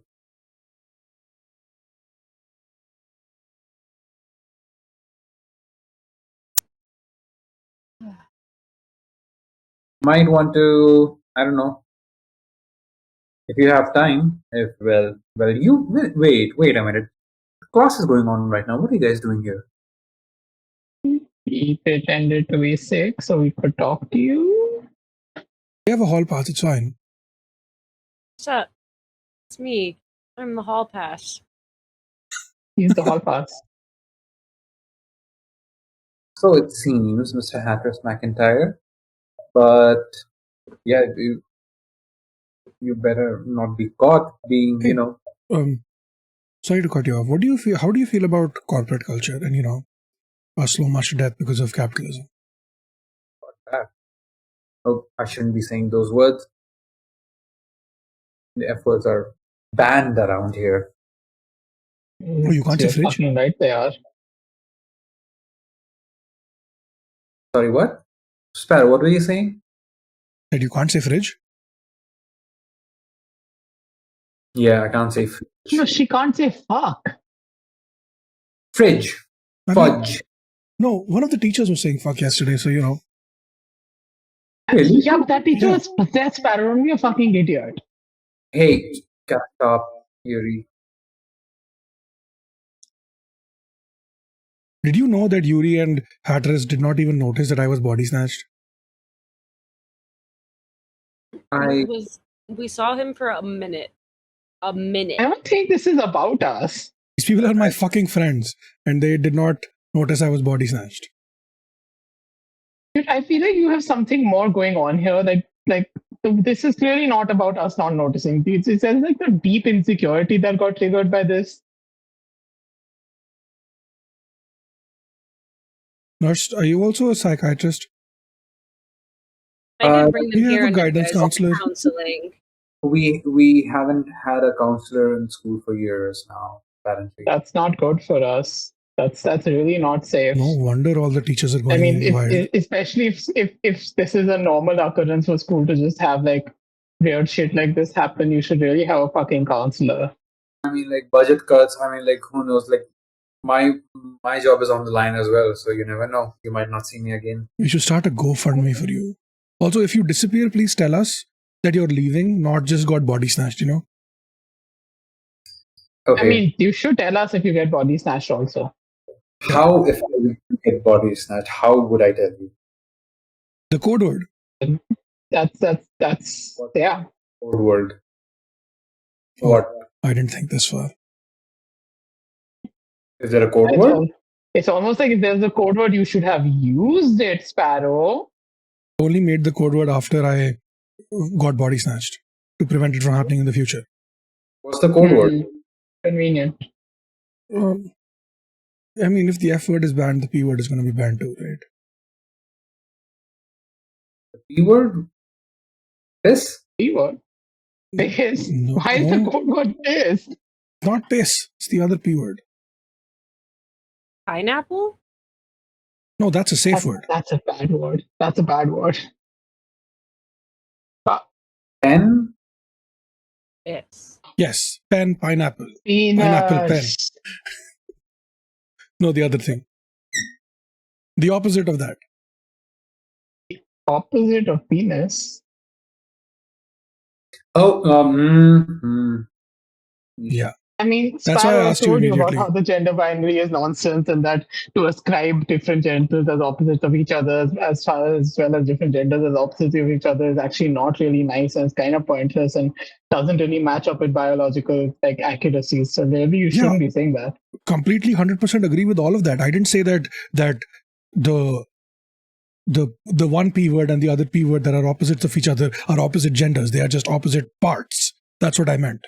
Yeah, but and that's also wrong. Oh. Well, yeah, okay. The more you learn, right? Okay. Very wibbly wobbly. Yeah, okay, no fair. You are absolutely right. Speaking of which, no, so sex education in the school is horrible. You should do something about that. Why do I have to learn this stuff on the internet? I don't get paid enough for this.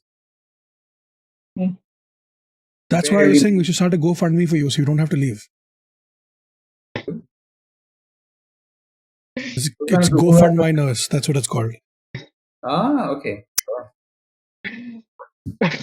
Sure. When, yeah, start a GoFundMe for me. Start a GoFundMe for Divyanshi. Yeah, sure. Who's Divyanshi? Oh, you don't know your janitor's name? Oh, well, that's expected.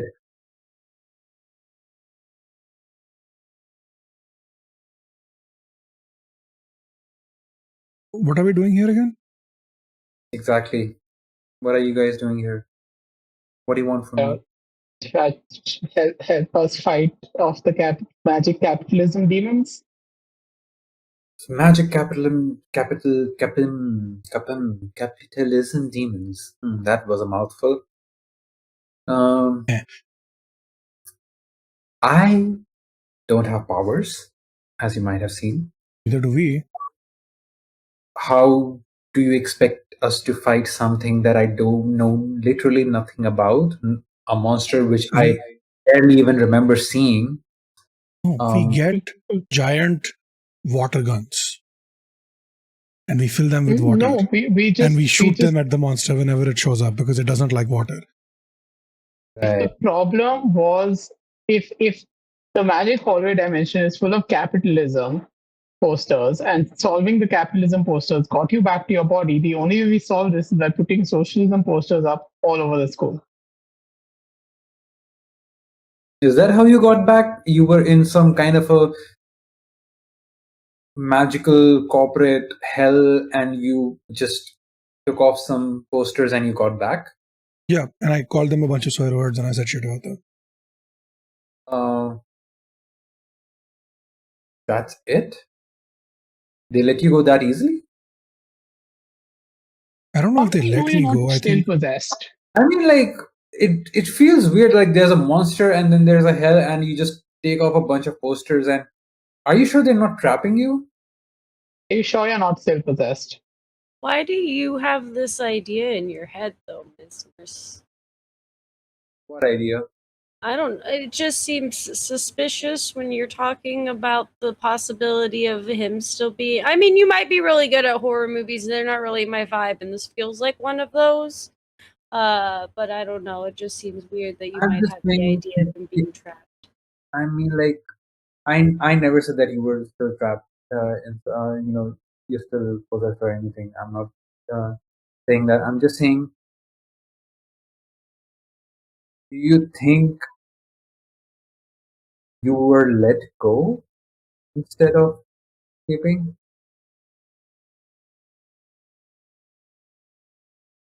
Would that be? I don't know. Is that a kind of a trap for you? Sorry, I missed everything after let go. Is do you think that they might be setting up a letting you go is kind of setting up a trap? The thought did cross my mind, but also, I'm literally one student. Why would they let me go if the plan was to trap me again? Like, they could have just kept me in the place because I was already there. It's true. Unless they have some sick twisted game they're playing, which, you know what, fair, okay, that's fine. But like, why pick me to play their sick twisted game with, right? I'm not special. I'm just a kid. So it's not like I'm the chosen one or anything. Don't say that. Don't say that. We're just all individual regular people, right? We're not the chosen ones or whatever. So normal men. We're just innocent men. Yeah. So what if you're just one individual person? It just takes one individual person to bring everything down. It just takes one individual person to change course of something that might be good or bad. Don't say that you're nothing. Don't say that you don't matter to them. That might be the key. That they might not think of you as someone of importance, and that might change the tide of things because they looked over you. And if this magical capitalism hell is real, then if nothing else, they are afraid of that one unspecial person. What if there's millions of unspecial persons like you who say F you to that hell? By definition, a million special people makes all of us ordinary.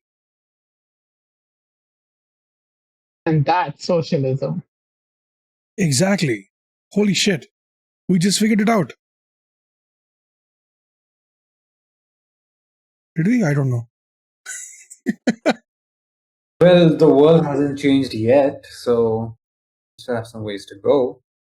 And as far as I know, your period is about to end in 5, 4, 3, 2, and you hear the bell ring. Now would have been a perfect time for that ringing in Maman's mic to come back. Yeah. The world is cruel, though. So the period ends. The nurse is like, okay, off you go. I don't know if you got like special permission to stay back in the next period as well. So unless you have anything else to do, I suggest you go back to class and maybe do some investigating. Maybe figure out some clues. Figure out if you know a few things, try putting them together. Maybe you'll figure something out. You guys are smart people. You look like smart people. You act like smart people. So be smart. Before leaving, I would like to search for a clue. You'd like to actively search for a clue. Okay. Yeah. So how searching for a clue would work in this thing would be you putting yourself at risk while trying to search for a clue. You can't just like search for a clue. You have to tell me if you're actively putting yourself at risk. and because that will trigger a move, like that will trigger a school day move, and based on that result, you will get a clue if you roll good. Interesting. Okay. I'm just gonna look in the. There's probably a mirror in the nurse's office, right? Yeah. I'm gonna look in the mirror and just be like, "All right, shithead, it's you and me." And I'm putting myself in danger again with the entity in the mirror to try to figure out what's going on. And if What you're not, saying is maybe you're looking for the man in the mirror. yeah, basically.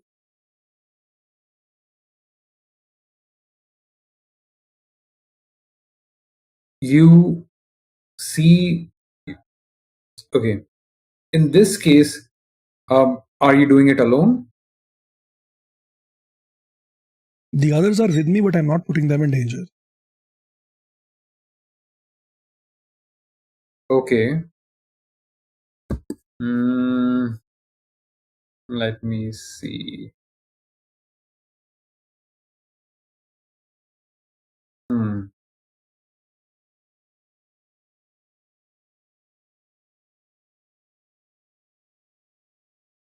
You just see yourself slightly distorted, smiling at you. Nothing else. Okay. Now I'm gonna undo my tie again. I'm gonna pull my shirt out of my pants. And I'm gonna pick up a piece of paper and just write fuck capitalism, and we are all individuals and we don't work for a corporate overlord. And I'm going to hold that up and I'm going to shake my hair out, make it look more disheveled and less corporate, and stick the poster to my chest with tape, to my shirt with tape. And I'm going to try to look in the mirror again, trying to be as anti-corporate as possible, basically. I would say or you do all of that, and the person you see in the mirror is actually the opposite. All the posters just says, work 24/7, and other similar kind of these jargons, corporate jargons. ETA is every day, something like that, and very still distorted face. Like your eyes don't seem to be in like the same position in your face. Your smile looks crooked. Your face is kind of like weirdly shaped. But you're still wearing that tie. You're still wearing that shirt. Very neatly pressed, and you have those like papers with notes written on it, and you can see yourself smiling still. But your reflection doesn't do anything. Fuck. Show me what I need. You fuck. Give me answers. I don't know what else to do to put myself in danger here. So Computer, show me what I need. Okay, so this is kind of above the table. You are trying to do this in public with other people watching. Again, this is meta thing that I'm speaking to you as a player, okay. not a character. Thing is not stupid. I mean, it knows that you guys know about it now. It knows that you guys are trying to look for it or trying to want to get rid of it. If you're trying to bait it, you'll have to do something more egregious than that, than just saying something to a mirror. You have to like bait it with something.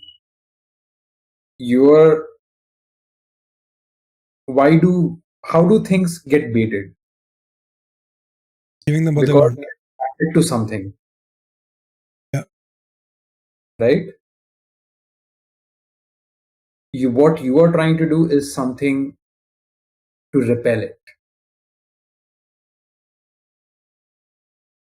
Okay. Fuck. All right. You get what I mean? I mean, Yeah. So player knowledge, not character knowledge. Yeah, makes sense. I'm just gonna look at this mirror, sigh. All right. I'm I trying to guess. make different ways of, like how a monster might interact, or Yeah. like an intelligent being might think of something. No, yeah, makes sense. I just look at it and I sigh and I guess you don't want all of this whatever this is to be part of your corporate empire. So I guess that's one less employee for you. Okay, bye. And I just turn around and look at the others. I think we should just fuck off now. It's time to leave.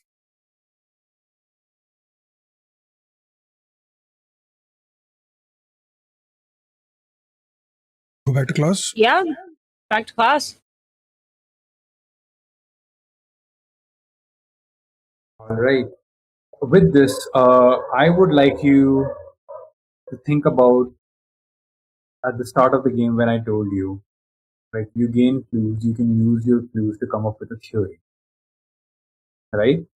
It's part of something called a student council move. If you have half the number of clues of the complexity of this game was 4, so you needed at least 2 clues to be able to do this move. How many clues do you have right now? 3. Yeah. 3, right? We have more than half. So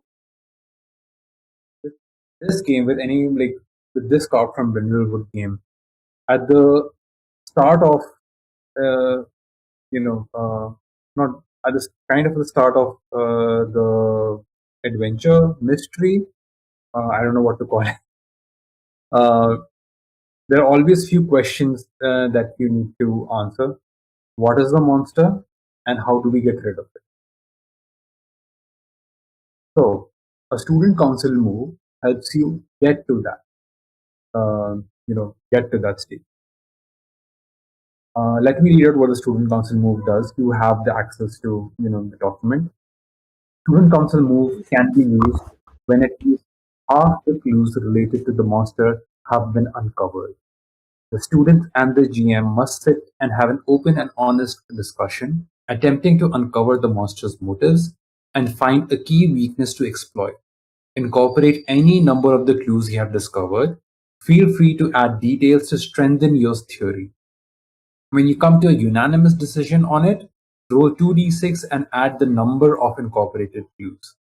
On a 7 to 9, your theory will be correct, but there's a snag. You'll have to use your plan as is, it's now or never. A partial success may require a couple of other rolls to fully succeed. On a 6 minus, it's incorrect and the monster will be alerted of your plans. On a 10 plus, you are correct and you are able to make it such that the monster will never resurface. So this is the student council move. Since you're playing it for the first time, I'm like letting you guys know how to do it.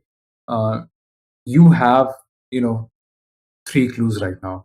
You can incorporate either all 3 of them and make it so that you have a +3 to your roll when you come up with a theory, when we come up with a theory, or you can incorporate just 1 or 2 clues if you want. If you feel like, okay, these 2 clues we can join in and make a proper theory, but this clue does not make sense, you don't need to incorporate that clue at all. You can let it be, but it'll just be +2 to your roll. But the theory that you come up with, if you roll well, that will be the correct theory and you will be able to do it.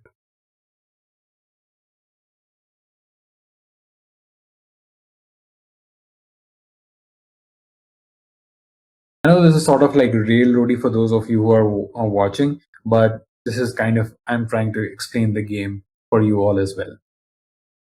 Okay, so we're kind of, are we going to do this in the recess or are we doing this right now?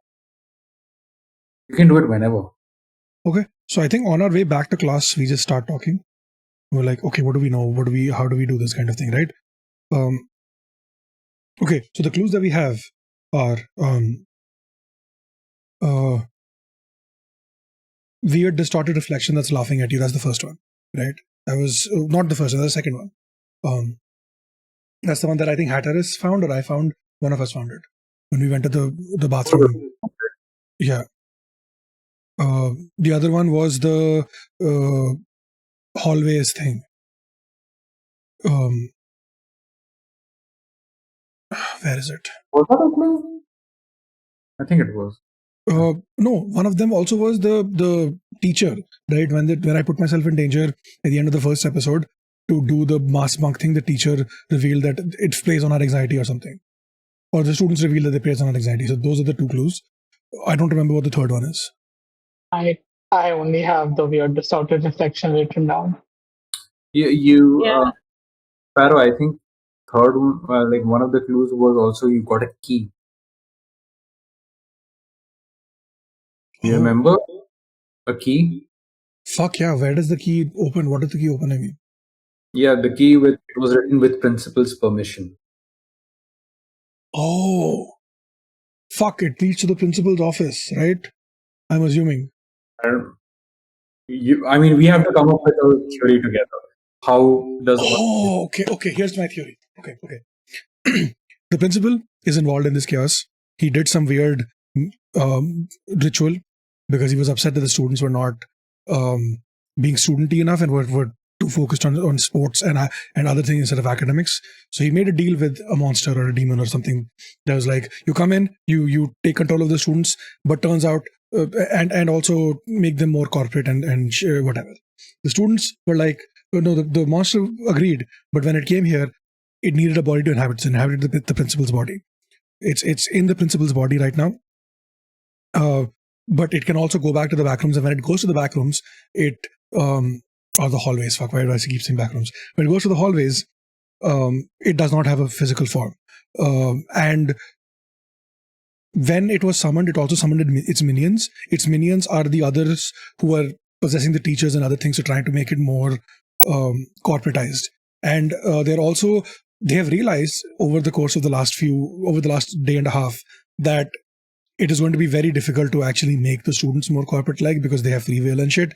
So fuck it, we're just gonna body swap the students, and we're gonna become the students. And so with that context, the deal with the principal will be fulfilled that the students are more corporate and more academic, even though they're not actually the students. But that was never part of the deal. That would be to still be the same students, right? That's the first part of it. Second part, the distorted images laughing thing. That is how they enter the students' bodies. It's one of the ways that they enter with the distorted images, right? And they feed on anxiety because the less anxiety you have, the more corporate slave you can be.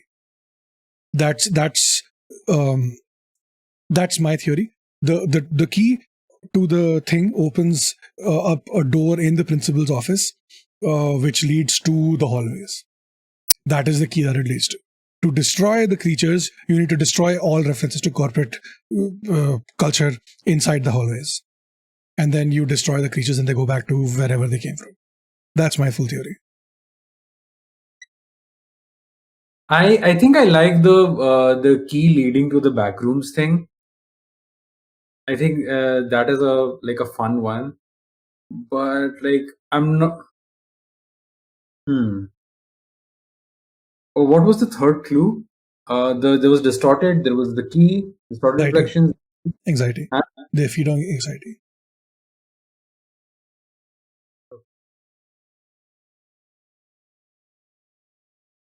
Was that the third clue?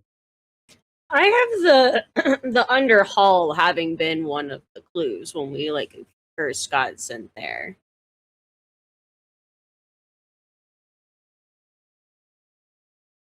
The under hall? What is that? The hall itself. Or the mirror-verse hall, whatever. Oh, okay. Calling it.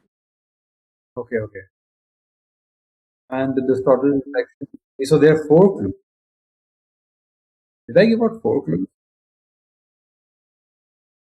I can't remember. But if I did, Okay, that's I fine. thought there was like one for each of us. So like Yuri did the stuff in the bathroom and had the distorted images. I got shoved through the hall, which gave me the hall, and then Sparrow got the key. Okay, so maybe the anxiety thing was not a clue and it was just what something the kid said. Maybe, I'm not sure. Maybe I was wrong.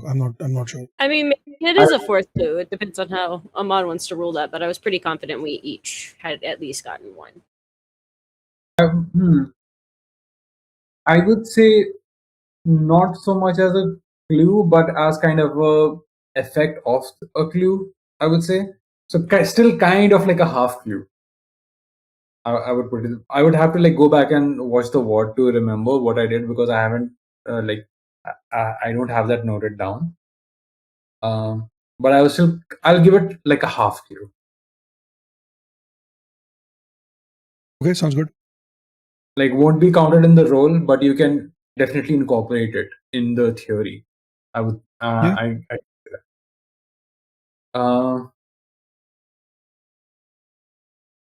For the distorted stuff, like I'm kind of trying to think of, if it's the only way that it can, they can possess the students. Well, it's definitely not the only way, right? Because I got pulled into it in the theater. I was looking in the mirror.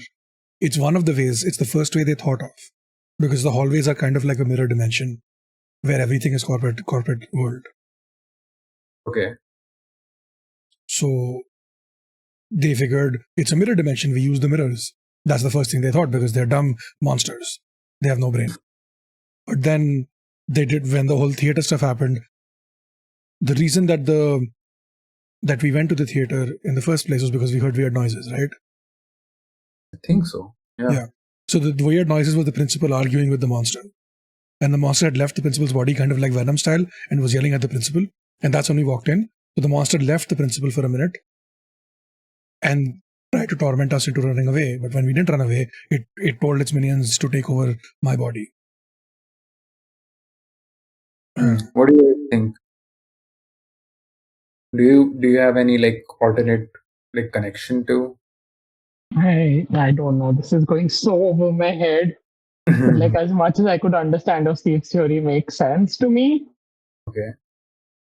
But how do you guys like defeat it? Is it just like, okay, you enter it and you just pull down the poster? Socialism. I feel like it's gonna have to have something to do with like individualism and being like true to yourself, because that is going to be a big component in fighting against this blase corporate mechanism they're trying to make out. So I feel like there's going to have to be some sort of hurrah. Yeah, I know like what the nurse said, right? Where we're all special, but we're all individuals. And if all of us are special, then none of us are special, which means we're all important, kind of thing. Yeah. How to actually put I that feel on like paper there's a as Doctor Who thing, speech about that. Yeah, exactly. Right? Never in my millions of years have I met someone who was not important, kind of thing.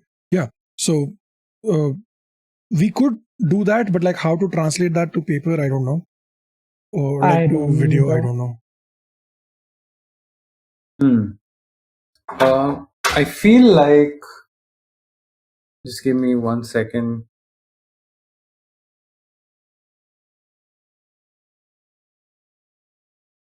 Bitches.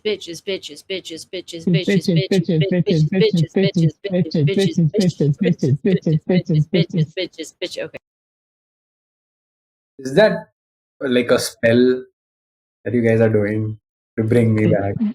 Yeah. Maybe. It's just the association of anything happening with you being busy or your tech not working or anything. Now the association is just bitches. Yep. How about like literally calling the monster bitches being one of the ways, like it's the monster's self-esteem gets destroyed. I mean, that is technically what Sparrow has already done a little bit, so I'm down for that. Yeah, we can punch down. We can just insult the monster until it cries. That's what teenagers are good at. That's what But teenagers then are great at. the That's how they question got is then, me. how is that defeating corporate world? Right? How is I that? don't How is know. insulting? Because the corporates, like if you call Jeff Bezos a piece of shit, he doesn't care, right? You have to alternate between saying bitches and saying socialism. Like, I know you saw corporate signs and stuff, but like, is the monster itself really about it? Like, yes, all capitalism is always the problem. Irby is not going to make the argument otherwise, and neither is Hatteras. But in this moment,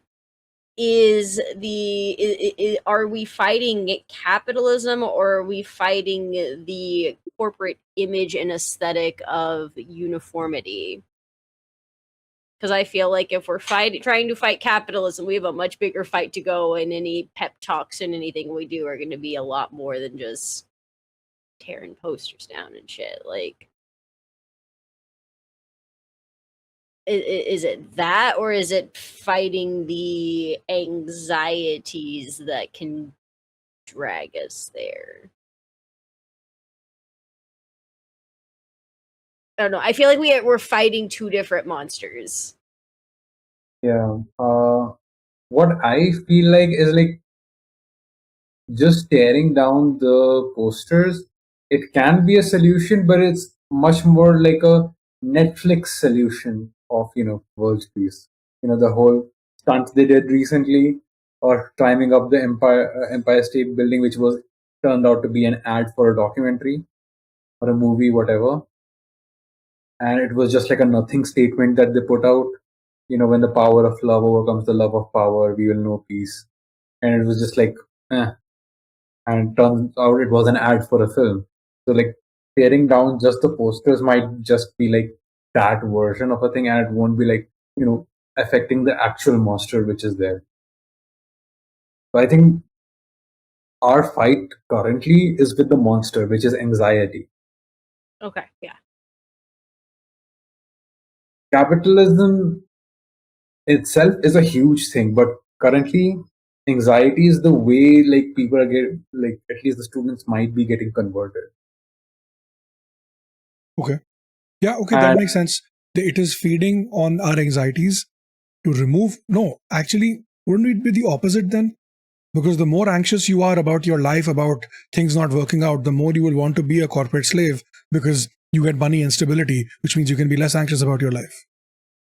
Would that be the way to do it? Or would it be the other way around, where they remove all your anxieties and you're a mindless machine because your anxieties are a big part of who you are, and without that thing bringing you, like, holding everything together, but then that's sending the wrong message that the anxieties are an important part of you, right? I mean, like, that's how like people like Andrew Tate and everybody like anyhow like bring people into the mix, right? Young people, especially young men.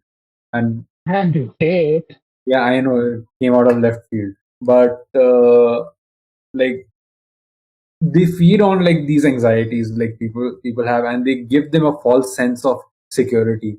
Like, no, it's not your fault, it's their fault, it's the women's fault, or like it's all the LGBTQ people, they are the ones at fault, that you are not, it's not your fault at all, you don't have to This is work. so funny out of context. I know it is out of context, but I'm just trying to trying to make sense of the monster anxiety itself. Okay, I understand what you're saying. So maybe it's just that then, like, it's feeding on because the kids were afraid, right? The kids were afraid of the teachers, and they were like, please don't do this, please don't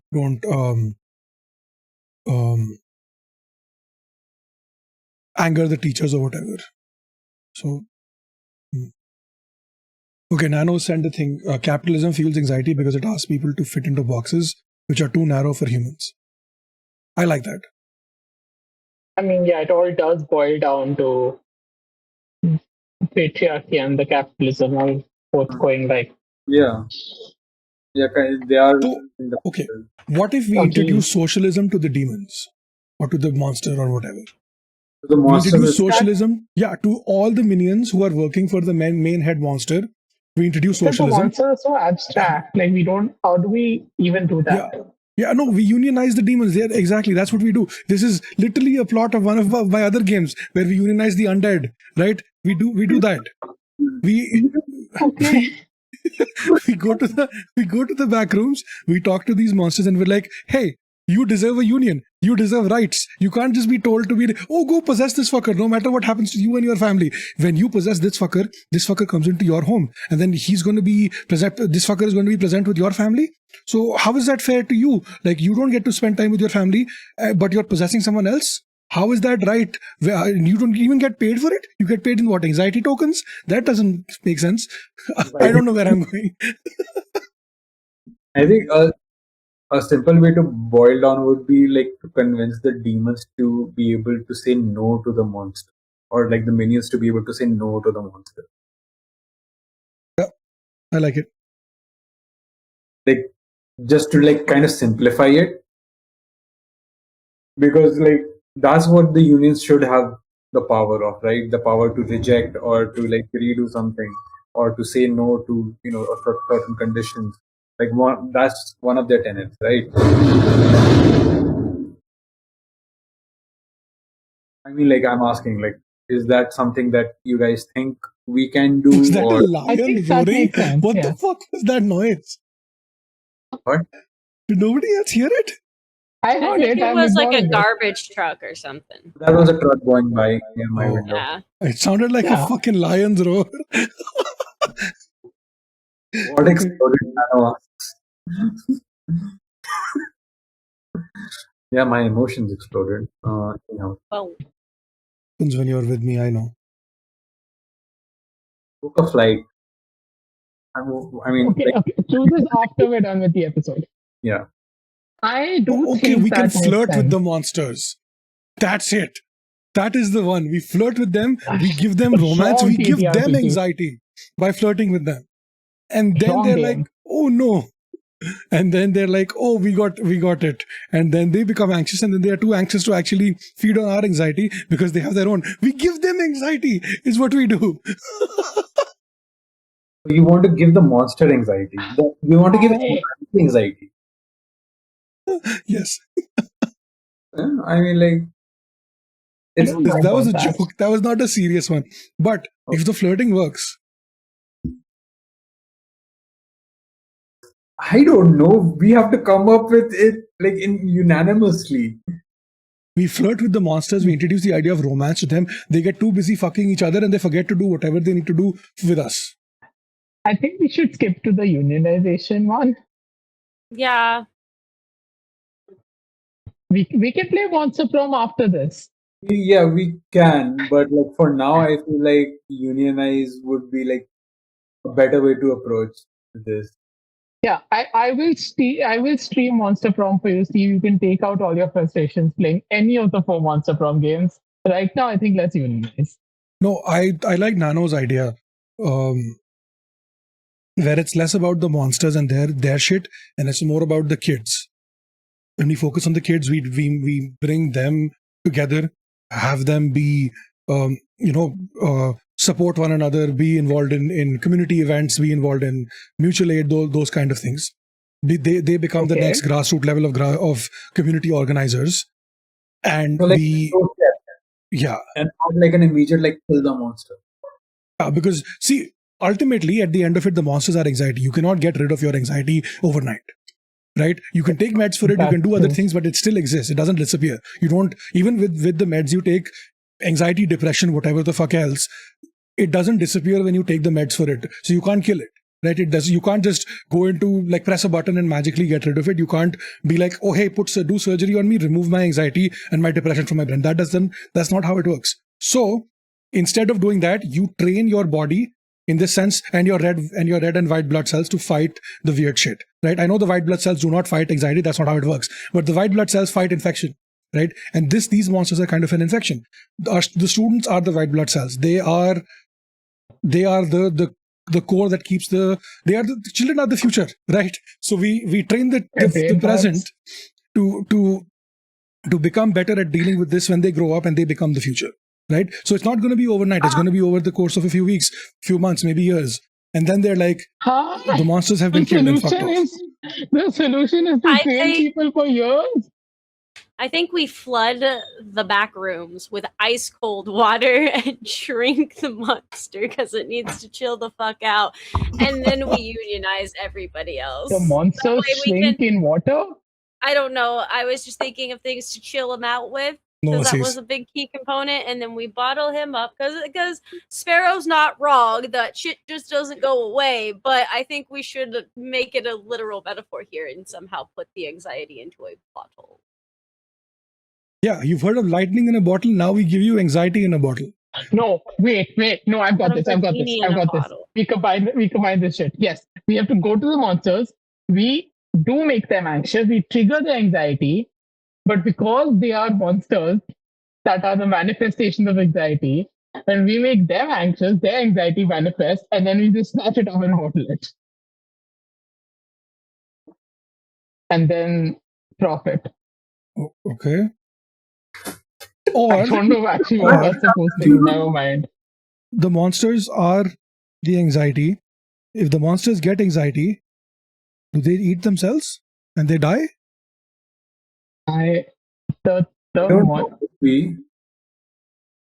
Everybody good for cannibalism? No.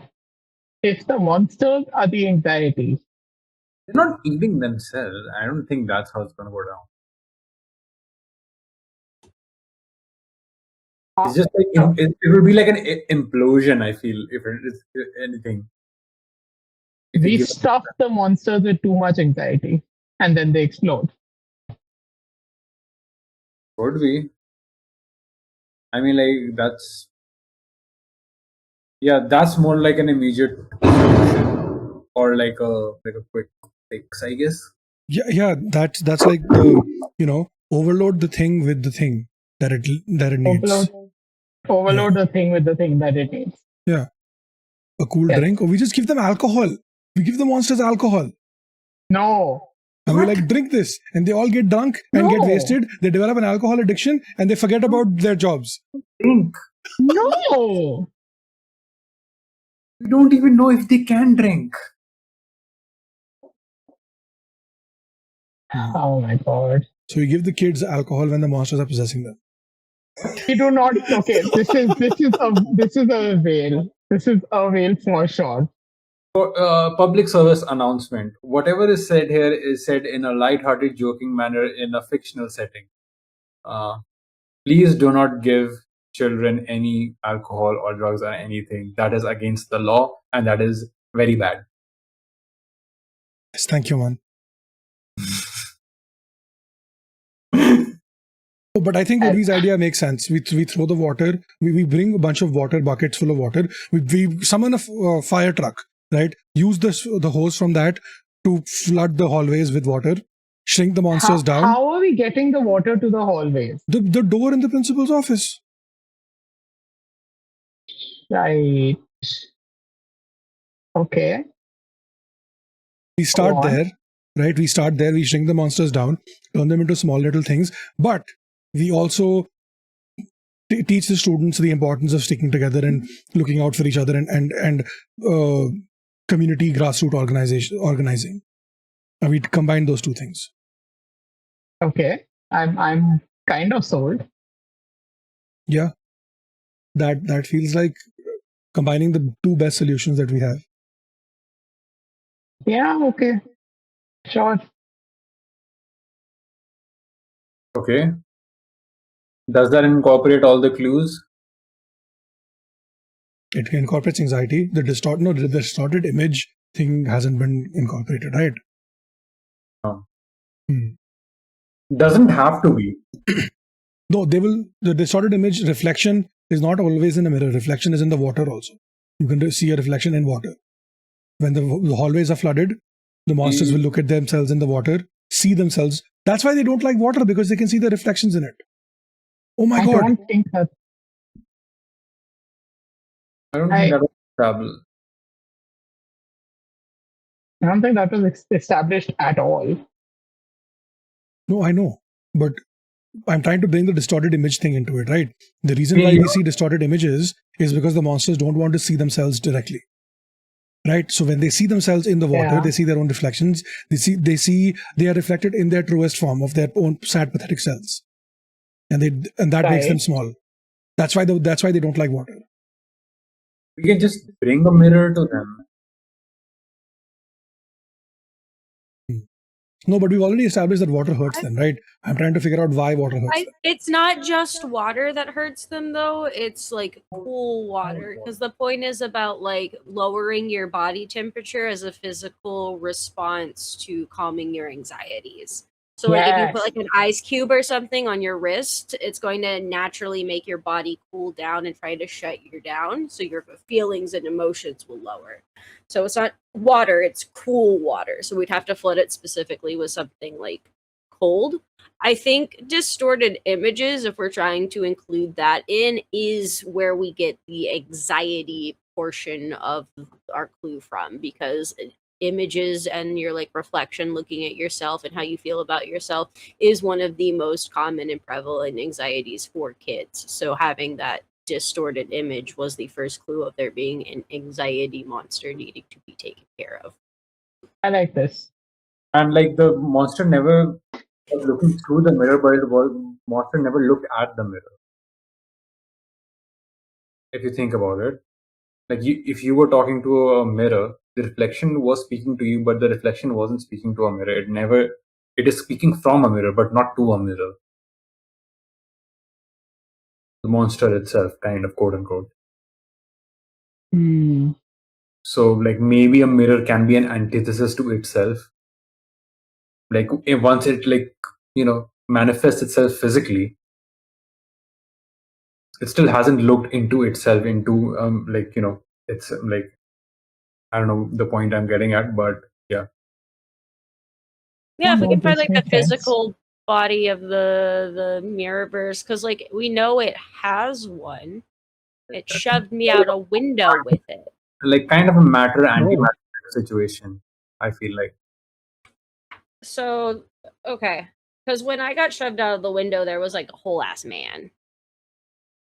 A whole ass man, yes. There was a whole ass bejeweled man, in gold suit, who pushed me out the window. Above the table, you don't have to worry about the man right now. Okay, that's who I was thinking we were flooding out. Cool. Never mind. But if we're fighting capitalism, isn't the whole thing we're worrying about the man? Have you thought about that? I feel like we're more or less like nailed down a theory to defeat it. Yeah. Right? Like trying to flood it in a cold water, or at least cold something. Doesn't just have. I feel like doesn't have to be cold water even. Like it just has to be cold enough to give it a shock to its system. Yes.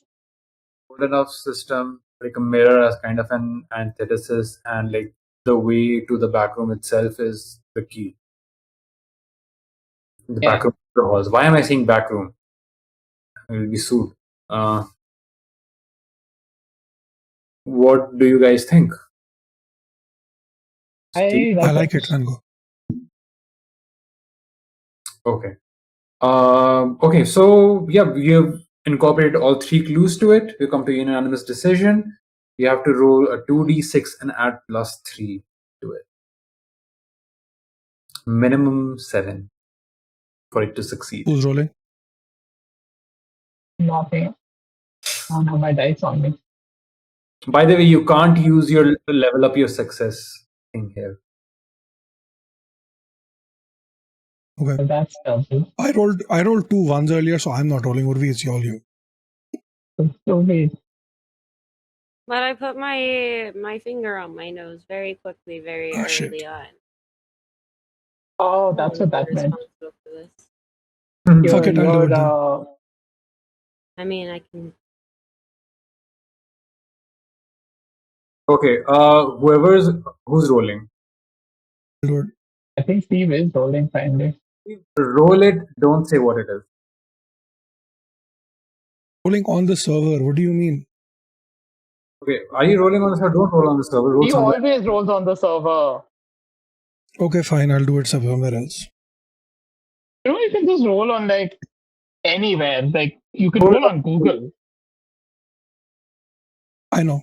Okay, I rolled. Not that I support using Google for anything, much Don't less rolling tell dice. him what you rolled.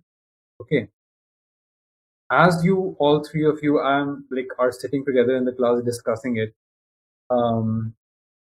and you kind of come to a consensus of, this is how we defeat this monster. This is how we do it. This is how we This get. is how we do it. This is how we get to, those underhalls, wherever that place was, and we flood it. We try to, kill it now, and suddenly you start to hear cracks on the glasses of the windows. Slow cracks.